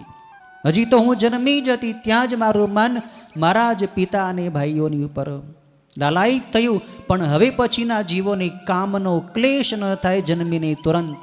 એવી મર્યાદા હું સ્થાપી દઈશ આ પૃથ્વી ઉપર, જેથી લોકો પાપ ન કરે. આ માટે હું મહાન કઠિન તપ કરીને પછી જીવનનો ત્યાગ કરીશ. આમ કહીને આવો નિશ્ચય કરીને એમ મનથી વિચાર કર્યા પછી સંધ્યા, જેમાંથી ચંદ્રભાગા નદી નીકળે છે, તે ચંદ્રભાગ નામના પર્વત તરફ ગઈ. તપ કરવા માટે સંધ્યા જાય છે. ચંદ્રભાગા નદી જ્યાંથી નીકળી છે એ પર્વત એટલે ચંદ્રભાગ પર્વત. એ સંધ્યાને ચંદ્રભાગ પર્વત તરફ તપ કરવા ગયેલી મેં જાણી, એટલે મેં મારા પુત્ર જે વસિષ્ઠ હતા એને પોતાની પાસે બોલાવ્યા છે. બ્રહ્માજી કહે છે, મને ખબર પડી કે મારી પુત્રી હવે તપ કરવા જાય છે, પણ મારી પુત્રીને તપની વિધિનો ખ્યાલ નથી. તપ કેવી રીતે કરવું, શું મંત્ર જપવો, શું સાધના કરવી, એનો કાંઈ ખ્યાલ મારી બિચારી પુત્રીને નથી. એ કેવી રીતે તપ કરશે? પિતાની ચિંતા થઈ કે મારી પુત્રીને હું કંઈક એવું જ્ઞાન આપું, એને પાસે કોઈ ઋષિને મોકલું જેથી એ પુત્રીને તપની વિધિનો ખ્યાલ આવે. એટલે મેં વશિષ્ઠ ઋષિને બોલાવ્યા છે અને કહ્યું છે કે હે પુત્ર વશિષ્ઠ, તમે ઉત્તમ મનવાળી બનેલી સંધ્યાની પાસે જાઓ.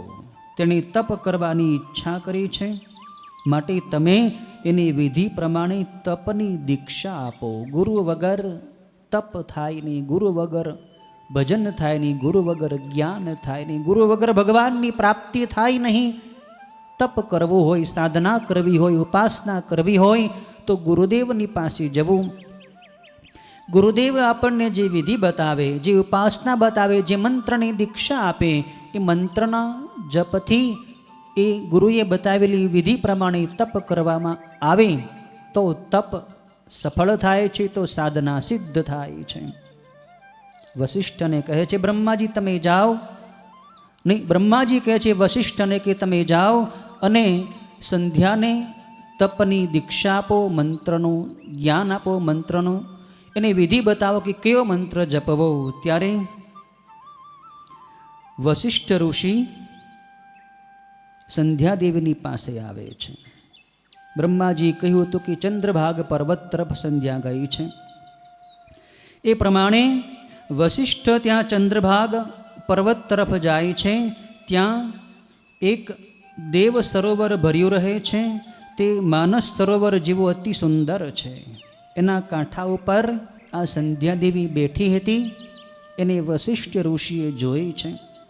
કમળો વડે તે પ્રકાશતું સરોવર અત્યંત સુંદર હતું. એના કાંઠા ઉપર બેઠેલી તે સંધ્યાને લીધે જેમ રાત્રિના આરંભ સમયે ઉદય પામતા ચંદ્ર અને નક્ષત્રો વડે આકાશ શોભે, તેમ એ સરોવર સંધ્યાને કારણે શોભતું હતું. એ સરોવરનું નામ હતું બૃહલ લોહિત સરોવર. સુંદર આકારવાળા તે સરોવરમાંથી નીકળીને જ ચંદ્રભાગા નદી એ પર્વતના મોટા શિખરની પાછળ થઈ દક્ષિણ સમુદ્રમાં જતી દેખાતી હતી. જે ચંદ્રભાગા નદી છે ને, એ આજ બૃહલ લોહિત નામના સરોવરમાંથી નીકળી છે. જેમાં હિમાલયના પશ્ચિમ ભાગને ભેદીને ગંગા નદી સમુદ્રમાં જાય છે, તેમ આ ચંદ્રભાગા નદી પણ પર્વતના પશ્ચિમ ભાગને એટલે શિખરોને ભેદીને સમુદ્રની અંદર જાય છે. વશિષ્ઠ ઋષિએ જોયું કે આ દેવી સંધ્યા અહીં બેઠી છે, પણ વશિષ્ઠ ઋષિએ એક બ્રાહ્મણનું રૂપ લીધું હતું. વશિષ્ઠને થયું કે હું મારા આ મૂળ રૂપે જઈશ તો એ મારી બહેન છે એટલે મને ઓળખી જશે. પણ હું ઈચ્છું છું કે જો મને ઓળખશે તો મારી સાથે કંઈ વાત નહીં કરે, એટલે મારે બીજું સ્વરૂપ ધરવું પડશે. એટલે જટાધારી બ્રાહ્મણનું રૂપ લઈને, તપોધનનું રૂપ લઈને વશિષ્ઠ ઋષિ ગયા હતા. વશિષ્ઠ ઋષિએ તપોધન બ્રાહ્મણ રૂપે ત્યાં આવીને સંધ્યાને કહ્યું છે કે હે દેવી સંધ્યા, તું કોની પુત્રી છે અને તું શું કરવા ઈચ્છે છે? હું તારી પાસેથી સાંભળવા ઈચ્છું છું. જો આ વાત ગુપ્ત તો તું મને તારી વાત જણાવ. ત્યારે સંધ્યા કહે છે કે જેને માટે હું આ પર્વત ઉપર આવી છું એ કાર્ય હવે સિદ્ધ થઈ શક્યું નથી, કેમ કે આજ સુધી મને ખબર પડી નથી કે મારે તપ કેમ કરવું. તપ કરવા માટે હું આ પર્વત ઉપર આવી છું, પણ તપની વિધિનો મને કાંઈ ખ્યાલ નથી. હું ઉદાસ થઈને બેઠી હતી કે કોઈ મને તપની વિધિ બતાવે, પણ ત્યાં આપનું આગમન થયું. આપ અહીં પધાર્યા છો તો મને એમ લાગે છે કે હવે મારું કાર્ય સિદ્ધ થશે. હે બ્રહ્મદેવ, હું બ્રહ્માથી જન્મેલી સંધ્યા નામે તેમની પ્રખ્યાત પુત્રી છું. તપ કરવા માટે હું આ નિર્જન પર્વત ઉપર આવી છું. જો આપને યોગ્ય લાગે તો મને ઉપદેશ આપો. મેં જે કરવા ઈચ્છ્યું છે તે બીજા કોઈથી છાનું રાખવા જેવું નથી. જાહેર વાત છે, એમાં કોઈ ગુપ્ત વાત નથી. તપનો ભાવ અથવા વિધિ જાણ્યા વિના જ હું તપોવનમાં આવી છું. તે ચિંતાથી મારું મન વ્યગ્ર રહે છે. આપ મને તપનો ઉપદેશ આપો. આમ કહીને સંધ્યા બોલતી બંધ થઈ. ત્યારે વશિષ્ઠ ઋષિ કહેવા લાગ્યા કે જે મહાશ્રેષ્ઠ તેજ રૂપ છે, જે મહાશ્રેષ્ઠ તપ રૂપ છે અને જે સર્વશ્રેષ્ઠ આરાધવા યોગ્ય છે, તે ભગવાન શંભુનું તું મનમાં ધ્યાન કર. તારે તપ કરવું છે ને, તો એના માટે શિવ જ એક સર્વશ્રેષ્ઠ દેવ છે. શિવથી મોટા કોઈ દેવ નથી. તારા મનમાં જે પણ ઈચ્છા હોય એ ઈચ્છા ભગવાન શિવ અવશ્ય પૂર્ણ કરશે. હે દેવી, તો ભગવાન શિવનું મનમાં ધ્યાન કર.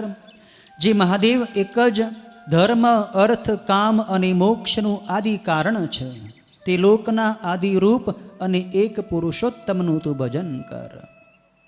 આ મંત્ર હું તને આપું છું, એ મંત્રનો તું સતત જપ કર. મંત્ર છે ઓમ નમઃ શંકરાય ઓમ. આવું આ શુભ મંત્ર છે. પહેલાં પણ ઓમ બોલવાનો છે, છેલ્લે પણ ઓમ બોલવાનો છે. પૂર્ણ મંત્ર છે કે ઓમ નમઃ શંકરાય ઓમ. એ રીતે ઓમ છેડાવાળા મંત્રથી નિરંતર મૌન ધરીને તપસ્યાની શરૂઆત કરવી.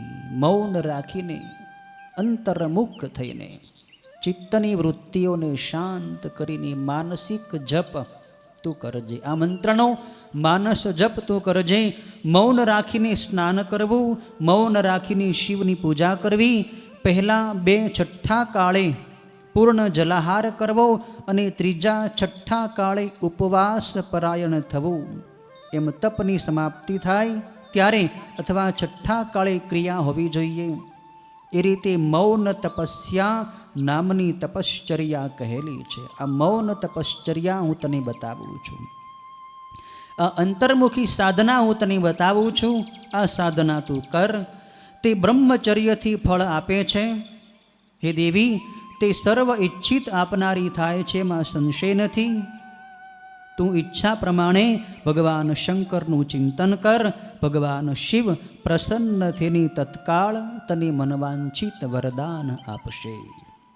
આમ તપની પ્રેરણા કરીને, તપની વિધિ બતાવીને વશિષ્ઠ ઋષિ ત્યાંથી અંતર્ધાન થયા છે. 5મા અધ્યાયની કથા અહીં પૂર્ણ થાય છે. 6ઠ્ઠા અધ્યાયની અંદર સંધ્યા દેવીના તપનું વર્ણન કર્યું છે. સંધ્યા દેવીએ કેવું કઠિન તપ કર્યું ને ભગવાન શિવને કેવી રીતે પ્રસન્ન થયા. બ્રહ્માજી કહે છે, સૂતવર્ય મહાપ્રાજ્ઞ શૃણુ સંધ્યા તપો મહત યચ્રુત્વા નશ્યતે પાપ સમૂહસ્તત ક્ષણાદ ધ્રુવમ. સંધ્યાનું મહાન તપ હે નારદજી તમે સાંભળો. જેને સાંભળવાવાળા માણસના બધાય પાપ બળી જાય છે. એટલું મહાન તપ સંધ્યાએ કર્યું. તપનો પ્રકાર બતાવી વશિષ્ઠ ઋષિ પોતાની ઘરે ગયા. ત્યારે સંધ્યા પણ તપનો વિધિ પામીને આનંદ પામી. તે પછી આનંદી મનવાળી થઈ.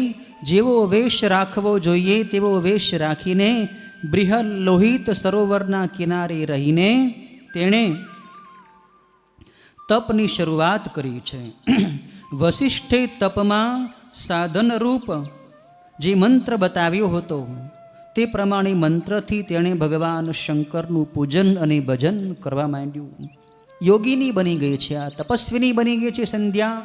એણે ભગવાન શિવનું અતિ મોટું તપ શરૂ કર્યું અને ચિત્તની અંદર ભગવાન શિવની એણે સ્થાપના કરી છે. ચિત્તની અંદર શિવ સિવાય બીજું કાંઈ ચિંતન કરતી નથી. એક શિવ જ મારા ઈષ્ટ છે, શિવ જ મારા આરાધ્ય છે, શિવ જ મારું સાધ્ય છે. શિવ સિવાય બીજે ક્યાંય એનું ચિત્ત ભ્રમિત થતું નથી, ડગતું નથી, ચિંતન કરતું નથી. આવી રીતે તપ કરતાં કરતાં સંધ્યાના 4 યુગ વીતી ગયા.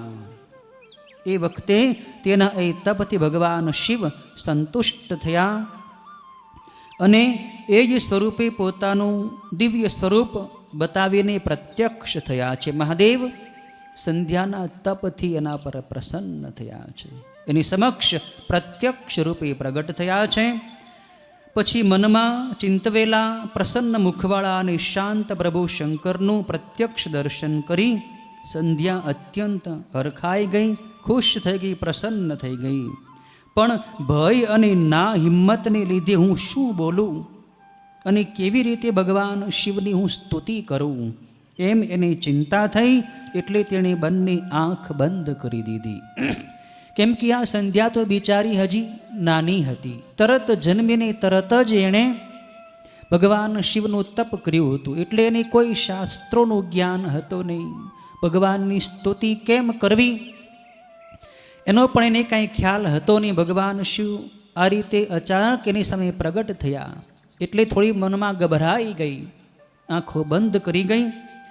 ત્યારે આંખો મીચી દીધેલી તે સંધ્યાના હૃદયમાં પ્રવેશ કરીને ભગવાન શંકરે એને દિવ્ય જ્ઞાન, દિવ્ય વાણી અને દિવ્ય નેત્રો આપ્યા છે.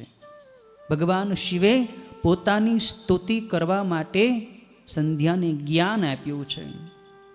એ બધું મેળવીને જગતના પાલક દુર્ગાપતિ શંકરની પ્રત્યક્ષ જોઈ સંધ્યા ભગવાન શિવની હવે સ્તુતિ કરે છે. જે નિરાકાર અને સર્વથી પર હોય, કેવળ જ્ઞાનથી જણાય છે. જે સ્થૂલ નથી, જે સૂક્ષ્મ નથી કે ઉચ્ચ પણ નથી, જેમનું સ્વરૂપ યોગીઓ વડે હૃદયમાં ચિંતવી શકાય છે, તે લોક સ્રષ્ટા હે મહાદેવ, હું આપને નમસ્કાર કરું છું. જે સર્વ સંહારક છતાં શાંત, નિર્મળ અને નિર્વિકાર છે, જ્ઞાનથી પણ જે જણાય એવા નથી, જે આત્માના પ્રકાશમાં વિકાર રહિત છે, અને જેમનું રૂપ આકાશના માર્ગ જેવું હોય, અંધકારના એટલે કે અજ્ઞાનના માર્ગથી પર છે, તે પ્રસન્ન થયેલા ભગવાન શિવને હું વંદન કરું છું. સંધ્યા ભાવથી, પ્રેમથી ભગવાન શિવની સુંદર સ્તુતિ કરે છે, વંદના કરે છે.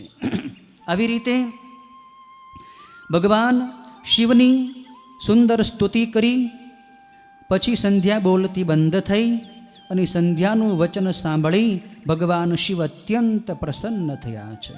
પછી વલકલ તથા મૃગ ચર્મ પહેરેલું તેનું શરીર જોઈને તેમજ તેના પવિત્ર મસ્તક ઉપર શોભતી જટાની લટોથી ઢકાયેલ હોય, બરફથી ચીમળાઈ ગયેલા કમળ જેવા દેખાતા મુખને જોઈને એ વખતે ભગવાન શંકર કૃપાળુ બન્યા અને સંધ્યાને કહેવા લાગ્યા. સંધ્યાએ વલકલ વસ્ત્રો પહેર્યા હતા, મૃગ ચર્મ પહેર્યું હતું, જાણે જેમ તપસ્વીની યોગીની સ્ત્રી હોય એણે જેવો વેશ પહેર્યો હોય, માથી જટા બનાવી હતી, એવો જ વેશ જોઈને ભગવાન શિવ એના પર પ્રસન્ન થયા. તપ કરવાને લીધે સંધ્યાનું શરીર કૃશ થઈ ગયું હતું, સુકાઈ ગયું હતું.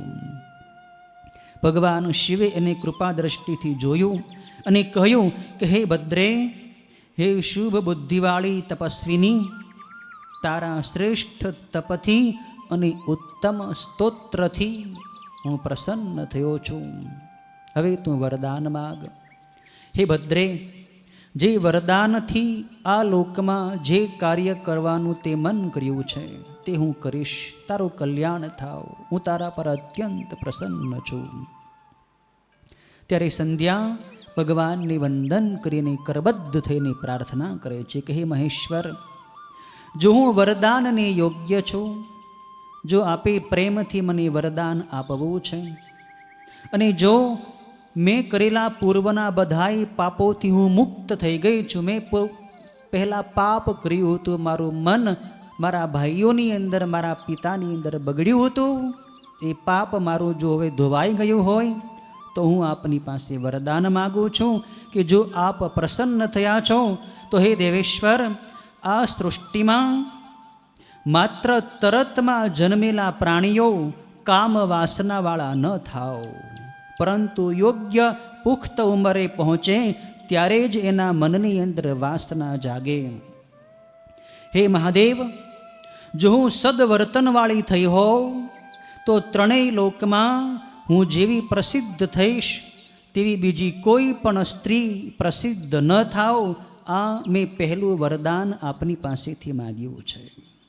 પહેલું વરદાન મારું એ છે કે જગતની અંદર સર્વ કરતાં વધારે પ્રસિદ્ધિ મારી થાય અને તરતમાં જન્મેલા કોઈ પણ જીવો વાસનાવાળા ન થાય. હે પ્રભુ, મારી સૃષ્ટિ સકામ થઈને કોઈ ઠેકાણે પતિત ન થાઓ, અને હે નાથ, મારો જે પતિ થાય એ પણ મારો અતિશય મિત્ર બનો, એટલે કે કામી ન બનો. મારો જે પતિ થાય, હું જેની સાથે વિવાહ કરું, એ પણ કામાસક્ત એટલે કે કામી ન હોવો જોઈએ, એ પણ સંયમી હોવો જોઈએ. જે પુરુષ મને કામનાથી જોશે તેનો પુરુષાર્થ નાશ પામશે અને એ જ વખતે તે નપુંસક થશે. સંધ્યાએ વરદાન માગી લીધું કે જે પુરુષ મારી ઉપર કુદ્રષ્ટિ કરે એ તુરંત જ નપુંસક થઈ જાય. આવું વરદાન હું આપની પાસે માગું છું. ત્યારે મહાદેવે સંધ્યાને કહ્યું છે કે હે સંધ્યા દેવી, તું સાંભળ, તારું પાપ બળી ગયું છે, તારા ઉપરનો ક્રોધ મેં છોડ્યો છે. મને તારા ઉપર પણ ક્રોધ ચડ્યો હતો, કેમ કે તે પણ તારા ભાઈઓ ઉપર મન બગાડ્યું હતું, દુષ્ટ બુદ્ધિ કરી હતી. પણ હવે તારા તપથી મારો ક્રોધ શાંત થયો છે. તારા શ્રેષ્ઠ તપથી અતિ પ્રસન્ન થયેલા મેં જે વરદાન તે માગ્યા એ બધાય વરદાન હું તને આપું છું. પ્રાણીની ઉંમરના 4 ભાવો કહેલા છે. પહેલો ભાવ બાલ્ય ભાવ, બીજો કુમાર ભાવ, ત્રીજો યૌવન ભાવ અને ચોથો વૃદ્ધ ભાવ. તેમાંનો ઉંમરનો ત્રીજો ભાવ જે યૌવન ભાવ છે, એ યૌવન ભાવ જ્યારે જીવની અંદર આવશે ત્યારે જ પ્રાણીઓ કામ વાસનાવાળા થશે. કોઈ વેળા બીજા કુમાર ભાવના અંતે પણ પ્રાણીઓ સકામ થશે. તારા તપને લીધે જગતમાં આ મર્યાદા મેં સ્થાપી છે કે કોઈ પણ પ્રાણી માત્ર ઉત્પન્ન થતાં જ એટલે કે જન્મતા જ તારી જેમ કામ વાસનાવાળા નહીં થાય. તું લોકમાં એવા સતીભાવને પ્રાપ્ત કર કે ત્રણેય લોકમાં બીજી કોઈ સ્ત્રીનો એવો સતીભાવ સંભવશે જ નહીં. તું મહાન સતી થઈશ. જે પુરુષ વિવાહ કર્યા વિના એટલે કે તને પરણ્યા સિવાય તારી સામે સકામ થઈને કામ વાસનાવાળો થઈને જોશે, એ તરત જ નપુંસકપણું પ્રાપ્ત કરીને દુર્બળ થઈ જશે. તારો પતિ મહાન ભાગ્યશાળી, તપસ્વી અને રૂપવાન હોય, તારી સાથે 7 કલ્પો સુધી જીવશે. એ પ્રમાણે તે મારી પાસેથી જે વરદાનો માગ્યા એ મેં તને આપ્યા છે. વળી બીજું, તે પૂર્વજન્મમાં જે નક્કી કર્યું છે તે સંબંધે હું કહું છું. તને એમ હતું ને કે આ મારું શરીર હવે દુષ્ટ થઈ ગયું છે, પાપી થઈ ગયું છે, તો મારે એનો ત્યાગ કરવો છે. તો એના માટે હું તને કહું છું કે તે અગ્નિમાં શરીરનો ત્યાગ કરવાની પ્રતિજ્ઞા પ્રથમ જે કરી હતી તે પ્રમાણે તેનો હું ઉપાય બતાવું છું કે મેધાતિથિ મુનિના 12 વર્ષના યજ્ઞમાં સંપૂર્ણ પ્રજ્વલિત થયેલા અગ્નિમાં તું તારા દેહનો તત્કાળ ત્યાગ કર. આ પર્વતની તળેટીમાં મેધાતિથિ નામના ઋષિ બહુ મોટો યજ્ઞ કરી રહ્યા છે. મુનિઓ ન જાણે એમ તું પોતાની ઈચ્છા અનુસાર ત્યાં જઈને અગ્નિમાં પડીને મારી કૃપાથી તું અગ્નિમાંથી જન્મેલા તે મેધાતિથિની પુત્રી થઈશ. તારે જે પતિ વરવો હોય તે હર કોઈને સ્વામી તરીકે પોતાના હૃદયમાં સ્થાપી તું અગ્નિમાં પોતાના દેહનો ત્યાગ કર. હે સંધ્યા, આ પર્વતની તળેટીમાં તું જા, ત્યાં આ ઋષિ યજ્ઞ કરી રહ્યા છે. તું ત્યાં જઈશ એટલે તને કોઈ જોઈ શકશે નહીં. મારું તને વરદાન છે, તું અદૃશ્ય રહી શકીશ. અને તું એ રૂપે તે યજ્ઞમાં જઈ અગ્નિકુંડમાં તું પ્રવેશ કરજે અને પછી એમાંથી તું પાછી અરુંધતી રૂપે પ્રગટ થઈશ અને એ જ મેધાતિથિ ઋષિની તું પુત્રી થઈશ. એ સંધ્યા, જ્યારે તું આ પર્વત ઉપર 4 યુગ સુધી તપ કરતી હતી, ત્યારે તેમાંનું સત્યયુગ વીત્યા પછી ત્રેતા યુગના પ્રથમ ભાગમાં દક્ષની જે સદાચારી કન્યાઓ જન્મી હતી તેઓને યોગ્યતા પ્રમાણે પરણાવી હતી. તેઓમાંની 27 કન્યાઓને દક્ષે ચંદ્રને આપી હતી. પરંતુ ચંદ્ર બીજી બધી સ્ત્રીઓનો ત્યાગ કરી એકલી રોહિણી ઉપર જ પ્રેમવાળો થયો હતો. તે કારણથી ક્રોધાયમાન થયેલા દક્ષે ચંદ્રને જ્યારે શાપ આપ્યો ત્યારે બધાય દેવતાઓ તારી પાસે આવ્યા હતા. સંધ્યા, તને ખબર નથી કે જ્યારે દક્ષ પ્રજાપતિએ ચંદ્રને શાપ આપ્યાની કથા આગળ આવશે સોમનાથ મહાદેવના જ્યોતિર્લિંગની કથામાં. ત્યારે જ્યારે દક્ષે શાપ આપ્યો ચંદ્રને ક્ષય રોગ થવાનો, ત્યારે બધાએ ચંદ્રને બચાવવા માટે દેવતાઓ તારી પાસે પણ આવ્યા હતા, પણ તને ખ્યાલ નહોતો, કેમ કે તું તપશ્ચર્યાની અંદર લીન હતી, તને કાંઈ ખબર નહોતી. એ વખતે ચંદ્રને શાપથી છોડાવવા ચંદ્ર નદી અહીં જન્મી હતી અને બ્રહ્માએ પોતે જ તે નદીને ઉત્પન્ન કરી હતી. એ જ વખતે મેધાતિથિ પણ અહીં આવ્યા હતા. તપમાં એના જેવો કોઈ છે નહીં, થયો નથી અને થશે પણ નહીં. મહાન તપસ્વી છે મેધાતિથિ. તેણે જ્યોતિષ્ટમ નામનો મોટી વિધિવાળો યજ્ઞ શરૂ કર્યો છે. તેમાં અગ્નિ પ્રજ્વલિત રહે છે. એ યજ્ઞમાં તું દેહનો ત્યાગ કર અને તારી પ્રતિજ્ઞા તું પૂર્ણ કર. પોતાના કાર્ય માટે મેં આ નક્કી કરી રાખ્યું છે, માટે હે ભાગ્યશાળી, એ પ્રમાણે તું કર. મુનિના યજ્ઞમાં તું જા. આવી રીતે કહીને ભગવાન શિવ ત્યાંથી અંતર્ધાન થયા છે. દેવી અરુંધતી ત્યાં કઈ રીતે જાય છે એની કથા 7મા અધ્યાયની અંદર બ્રહ્માજી બતાવે છે. વરમ દત્વા મુને તસ્મિન શંભાવંતર હિતે તદા સંધ્યાપ્ય ગચ્છત તત્રેવ યત્ર મેધા તિથિર મુનિ. બ્રહ્માજી કહે છે, હે મુનિવર નારદજી, આમ વરદાન આપી ભગવાન શિવ અંતર્ધાન થયા. ત્યારે સંધ્યા મેધાતિથિ મુનિ જ્યાં હતા ત્યાં જ પોતે ગઈ. ભગવાન શંકરની કૃપાથી તેને કોઈએ જાણી નહીં, એટલે પહેલાં જે બ્રહ્મચારીએ તેને તપનો ઉપદેશ કર્યો હતો તેનું જ તેણે સ્મરણ કર્યું. સંધ્યાને ભગવાને કહ્યું હતું કે તારે નવા બીજા જન્મની અંદર જે પણ પુરુષને પતિ રૂપે પ્રાપ્ત કરવો હોય એ પુરુષનું તું શરીર છોડતા પહેલાં તારા મનમાં સ્મરણ કરજે, ચિંતન કરજે.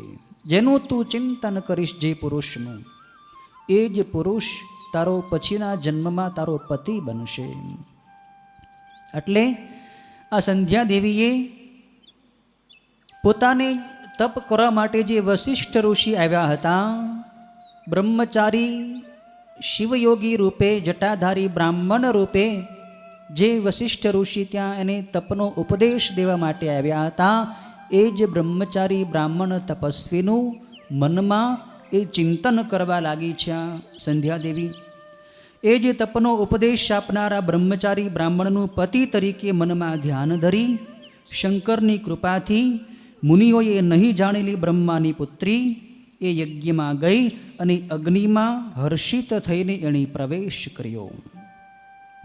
તે પછી એ જ ક્ષણે પુરોડાશમય તેણીનું શરીર બળી ગયું. જે પુરોડાશ જેવી ગંધવાળું બની કોઈ ન જાણે એમ ઢકાઈ ગયું.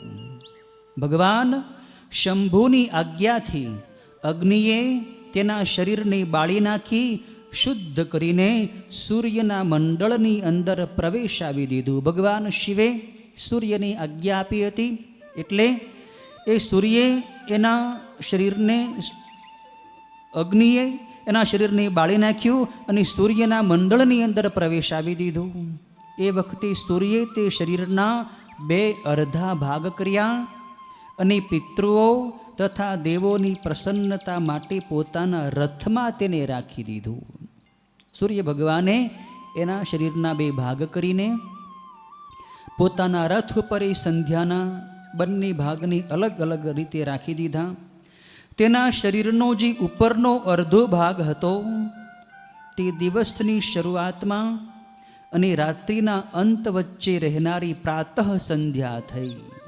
આગળનો જે ભાગ હતો ઉપરનો ભાગ એ પ્રાતઃકાળની સંધ્યાથી આપણે સવાર પડે એટલે કહે કે પ્રાતઃકાળ સવાર પડ્યો, ઉષાકાળ થયો, પ્રાતઃ સંધ્યા થઈ. તો એ આ સંધ્યાના શરીરનો ઉપરનો ભાગ છે. અને બાકીનો જે અડધો ભાગ હતો તે દિવસના અંતે અને રાત્રિના આરંભે વચ્ચે રહેનારી સાયમ સંધ્યા થઈ. તે હંમેશા પિતૃઓને પ્રીતિ આપનારી છે. સૂર્યોદયની પહેલાં જ્યારે અરુણનો ઉદય થાય છે ત્યારે દેવોને પ્રીતિ કરનારી પ્રાતઃ સંધ્યા ઉદય પામે છે. સવારની સંધ્યા દેવતાઓને વહાલી છે, સાયંકાળની સંધ્યા પિતૃઓને વહાલી છે. એ પછી રાતા કમળ જેવો સૂર્ય જ્યારે અસ્ત પામે છે ત્યારે પિતૃઓને હર્ષ કરનારી સાયમ સંધ્યા ઉદય પામે છે. ભગવાન શંકરે તે સંધ્યાના પ્રાણને તો દિવ્ય મન તથા દિવ્ય શરીરની સાથે શરીરધારી બનાવ્યા. એટલે મુનિના યજ્ઞની જ્યારે સમાપ્તિ થઈ ત્યારે તે સંધ્યાને અગ્નિના મધ્ય ભાગમાં તપેલા સોના જેવી સુંદર કાંતિવાળી પુત્રી રૂપે મુનિ મેધાતિથિએ પ્રાપ્ત કરી. મુનિનો યજ્ઞ જ્યારે પૂર્ણ થયો ત્યારે યજ્ઞના અગ્નિમાંથી સુંદર પુત્રી પ્રગટ થઈ. મેધાતિથિએ પુત્રીને મેળવી. એ વખતે મેધાતિથિએ એ પુત્રીને ગ્રહણ કરી અને તેને સ્નાન કરાવી યજ્ઞના ફળ તરીકે પોતાની બાજુમાં એને ધારણ કરી છે. મેધાતિથિએ આ સ્ત્રીને પોતાની પુત્રી તરીકે પ્રાપ્ત કરી અને એ મુનિએ એ પુત્રીનું નામ પાડ્યું છે અરુંધતી. શિષ્યોથી વીંટાયેલા મુનિવર મેધાતિથિ આવી પુત્રીને પ્રાપ્ત કરીને ખૂબ આનંદ પામ્યા. એ સ્ત્રી કોઈ પણ કારણે ધર્મની રૂંધતી નહોતી, રોકતી નહોતી, એટલે મેધાતિથિ એનું નામ અરુંધતી પાડ્યું છે. જે કોઈ પણના ધર્મને રૂંધતી નથી એવી સ્ત્રી એટલે અરુંધતી. હે મુનિવર નારદજી, યજ્ઞ સમાપ્ત કરી એ પુત્રી પ્રાપ્ત થવાથી સંપત્તિયુક્ત થઈ આ મુનિવર મેધાતિથિ પોતાના આશ્રમમાં એક કન્યાને લઈ આવ્યા અને અરુંધતી દેવી ચંદ્રભાગા નદીની કિનારે તાપસ અરણ્ય નામના એ મુનિવરના આશ્રમમાં ધીમે ધીમે ઉછરવા લાગી, મોટી થવા લાગી. ઋષિ એ પુત્રીનું પાલન પોષણ કરે છે. 5મું વર્ષ જ્યારે એ પુત્રીનું થયું ત્યારે એ સતી પોતાના ગુણો વડે ચંદ્રભાગા નદીને તથા તાપસ અરણ્યને પણ પવિત્ર કરવા લાગી. પછી બ્રહ્મા, વિષ્ણુ અને મહાદેવે બ્રહ્માના પુત્ર વશિષ્ઠ ઋષિની સાથે તે અરુંધતીનો વિવાહ કરાવ્યો. એના વિવાહમાં સુખકારક મોટો ઉત્સવ થયો હતો. બ્રહ્મા, વિષ્ણુ અને મહાદેવના હાથમાંથી નીકળેલા પાણીથી શિપ્રા વગેરે અત્યંત પવિત્ર 7 નદીઓ એ વખતે ઉત્પન્ન થઈ.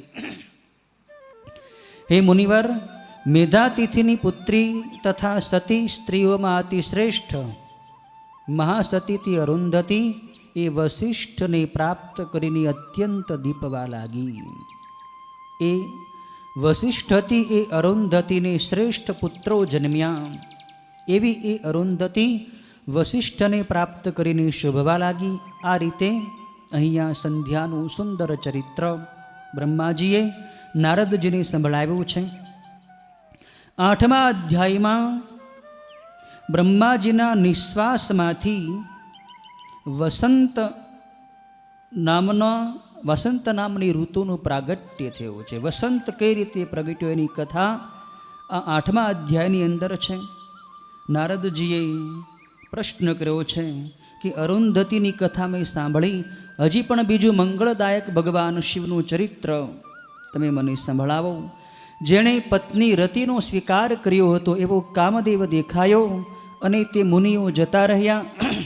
પછી સંધ્યા તપ કરવા ગઈ ત્યારે શું બન્યું હતું? ત્યારે બ્રહ્માજી નારદજીને કહે છે કે હે મુનિવર, જ્યારે હું પુત્રીની અંદર મોહિત થયો હતો અને ભગવાન શિવ અદૃશ્ય થયા હતા, ત્યારે ઈર્ષાને લીધે હું ભગવાન શિવ વિશે દુષ્ટ ચિંતન કરવા લાગ્યો. મારા મનમાં શિવ ઉપર ઈર્ષા થઈ કે ભગવાન શિવ મને આવી રીતે ધિક્કારીને શા માટે જતા રહ્યા. મેં દક્ષને અને બીજા પુત્રોને અતિ પ્રેમથી સંબોધીને શિવની માયાથી અત્યંત મોહ પામીને આ વચન કહ્યું કે હે દક્ષ અને બીજા મરીચી વગેરે મારા પુત્રો, તમે મારું વચન સાંભળો. મારી અને તમારી સ્ત્રી તરફની માત્ર અભિલાષા જોઈને મહાયોગી શંકરે મારો અને તમારો ખૂબ તિરસ્કાર કર્યો છે. તેથી મને ખૂબ દુઃખ થયું છે અને ઈર્ષ્યાને લીધે મને મનમાં ક્યાંય શાંતિ થતી નથી.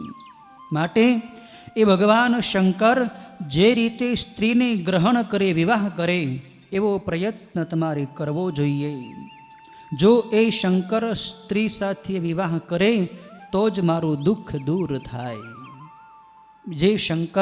જે શંકરે સ્ત્રી પ્રત્યેની માત્ર મારી અભિલાષા જોઈને જ મુનિઓની સમક્ષ મારી નિંદા કરી છે, તે શંકર સ્ત્રીને કેવી રીતે સ્વીકારે? આનો હું શું ઉપાય કરું કે જેથી કરીને શિવ યોગ માર્ગથી ભ્રષ્ટ થાય અને હું શિવને મોહ પમાડું? કામદેવ પણ તેમનો મોહ ઉપજાવવા સમર્થ થશે નહીં, કારણ કે શિવ તો મહાન યોગી છે.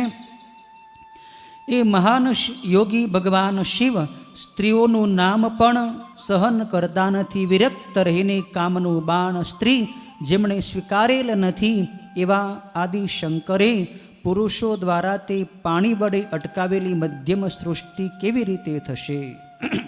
આવી રીતે બ્રહ્માજી પોતાના પુત્રોની સાથે પરસ્પર મંત્રણા કરે છે કે કરવું શું? શંકરને આપણે વિવાહ તો કરાવવો જ છે, પણ શું કરવું? એ વખતે બ્રહ્માજી કહે છે કે મારા પુત્રોમાં શ્રેષ્ઠ એવા હે કામદેવ, હે પિતૃભક્ત, તું સર્વ પ્રકારે સર્વને સુખ આપનાર છે. તું પોતાની પત્ની સાથે અતિ પ્રેમથી મારું વચન સાંભળ. બ્રહ્માજી પછી કામદેવને કહે છે કે તું મહાદેવની પાસે જા અને એને તું મોહિત કર. હે કામદેવ, તું આ તારી પત્ની સાથે શોભે છે અને તારી પત્ની પણ તારી સાથે શોભે છે. તું આ જગતના ધ્વજરૂપ બની વિશ્વકેતુ નામે પ્રસિદ્ધ થશે. હે પુત્ર, જગતના કલ્યાણ માટે તું મહાદેવને મોહ પમાડ, જેથી શંકર પ્રસન્ન ચિત્તે પત્નીનો સ્વીકાર કરે. પણ કામદેવ કહે છે કે ભગવાન શિવ તો અત્યંત દુર્લંઘ્ય છે. શિવના વચનનું ઉલ્લંઘન કોણ કરી શકે? શિવને તપથી ભ્રષ્ટ કોણ કરી શકે? શિવને કામથી મોહિત કોણ કરી શકે? મારી પાસે એવું બીજું કોઈ શસ્ત્ર પણ નથી કે જેથી હું શિવને વશ કરી શકું. એટલે બ્રહ્માજી પછી વસંતને પ્રગટ કરે છે. પુષ્પોના સમૂહથી શોભતો વસંત બ્રહ્માજીથી પ્રગટ થયો. એ લાલ કમળ જેવો રાતો, ખીલેલા કાળા કમળ જેવી આંખોવાળો, સંધ્યા સમયે ઉગેલા પૂર્ણ ચંદ્ર સમાન મુખવાળો હતો. આવો વસંત ત્યાં પ્રગટ થયો. એ વસંત ચારે બાજુ પુષ્પોને ઉત્પન્ન કરતો હતો. અને જ્યારે વસંત પ્રગટ થયો ત્યારે સર્વત્ર પક્ષીઓ કલરવ કરવા લાગ્યા. કોયલો મધુર સ્વરે, પંચમ સ્વરે ટહુકવા લાગી અને નાના સરોવરો વિકસિત કમળોવાળા બની ગયા. ત્યારે બ્રહ્માજી એ પુરુષને કહે છે કે વસ્તીના અંતનું કારણ હોવાથી આ વસંત નામે પ્રખ્યાત થશે અને તને અનુસરવું તથા લોકોની આનંદ ઉપજાવવા એ આનું કામ થશે. વસંતને કામદેવનો મિત્ર બનાવ્યો છે. અને પછી કામદેવને બ્રહ્માજી ભગવાન શિવને તપોભ્રષ્ટ કરવા માટે મોકલે છે. કામદેવ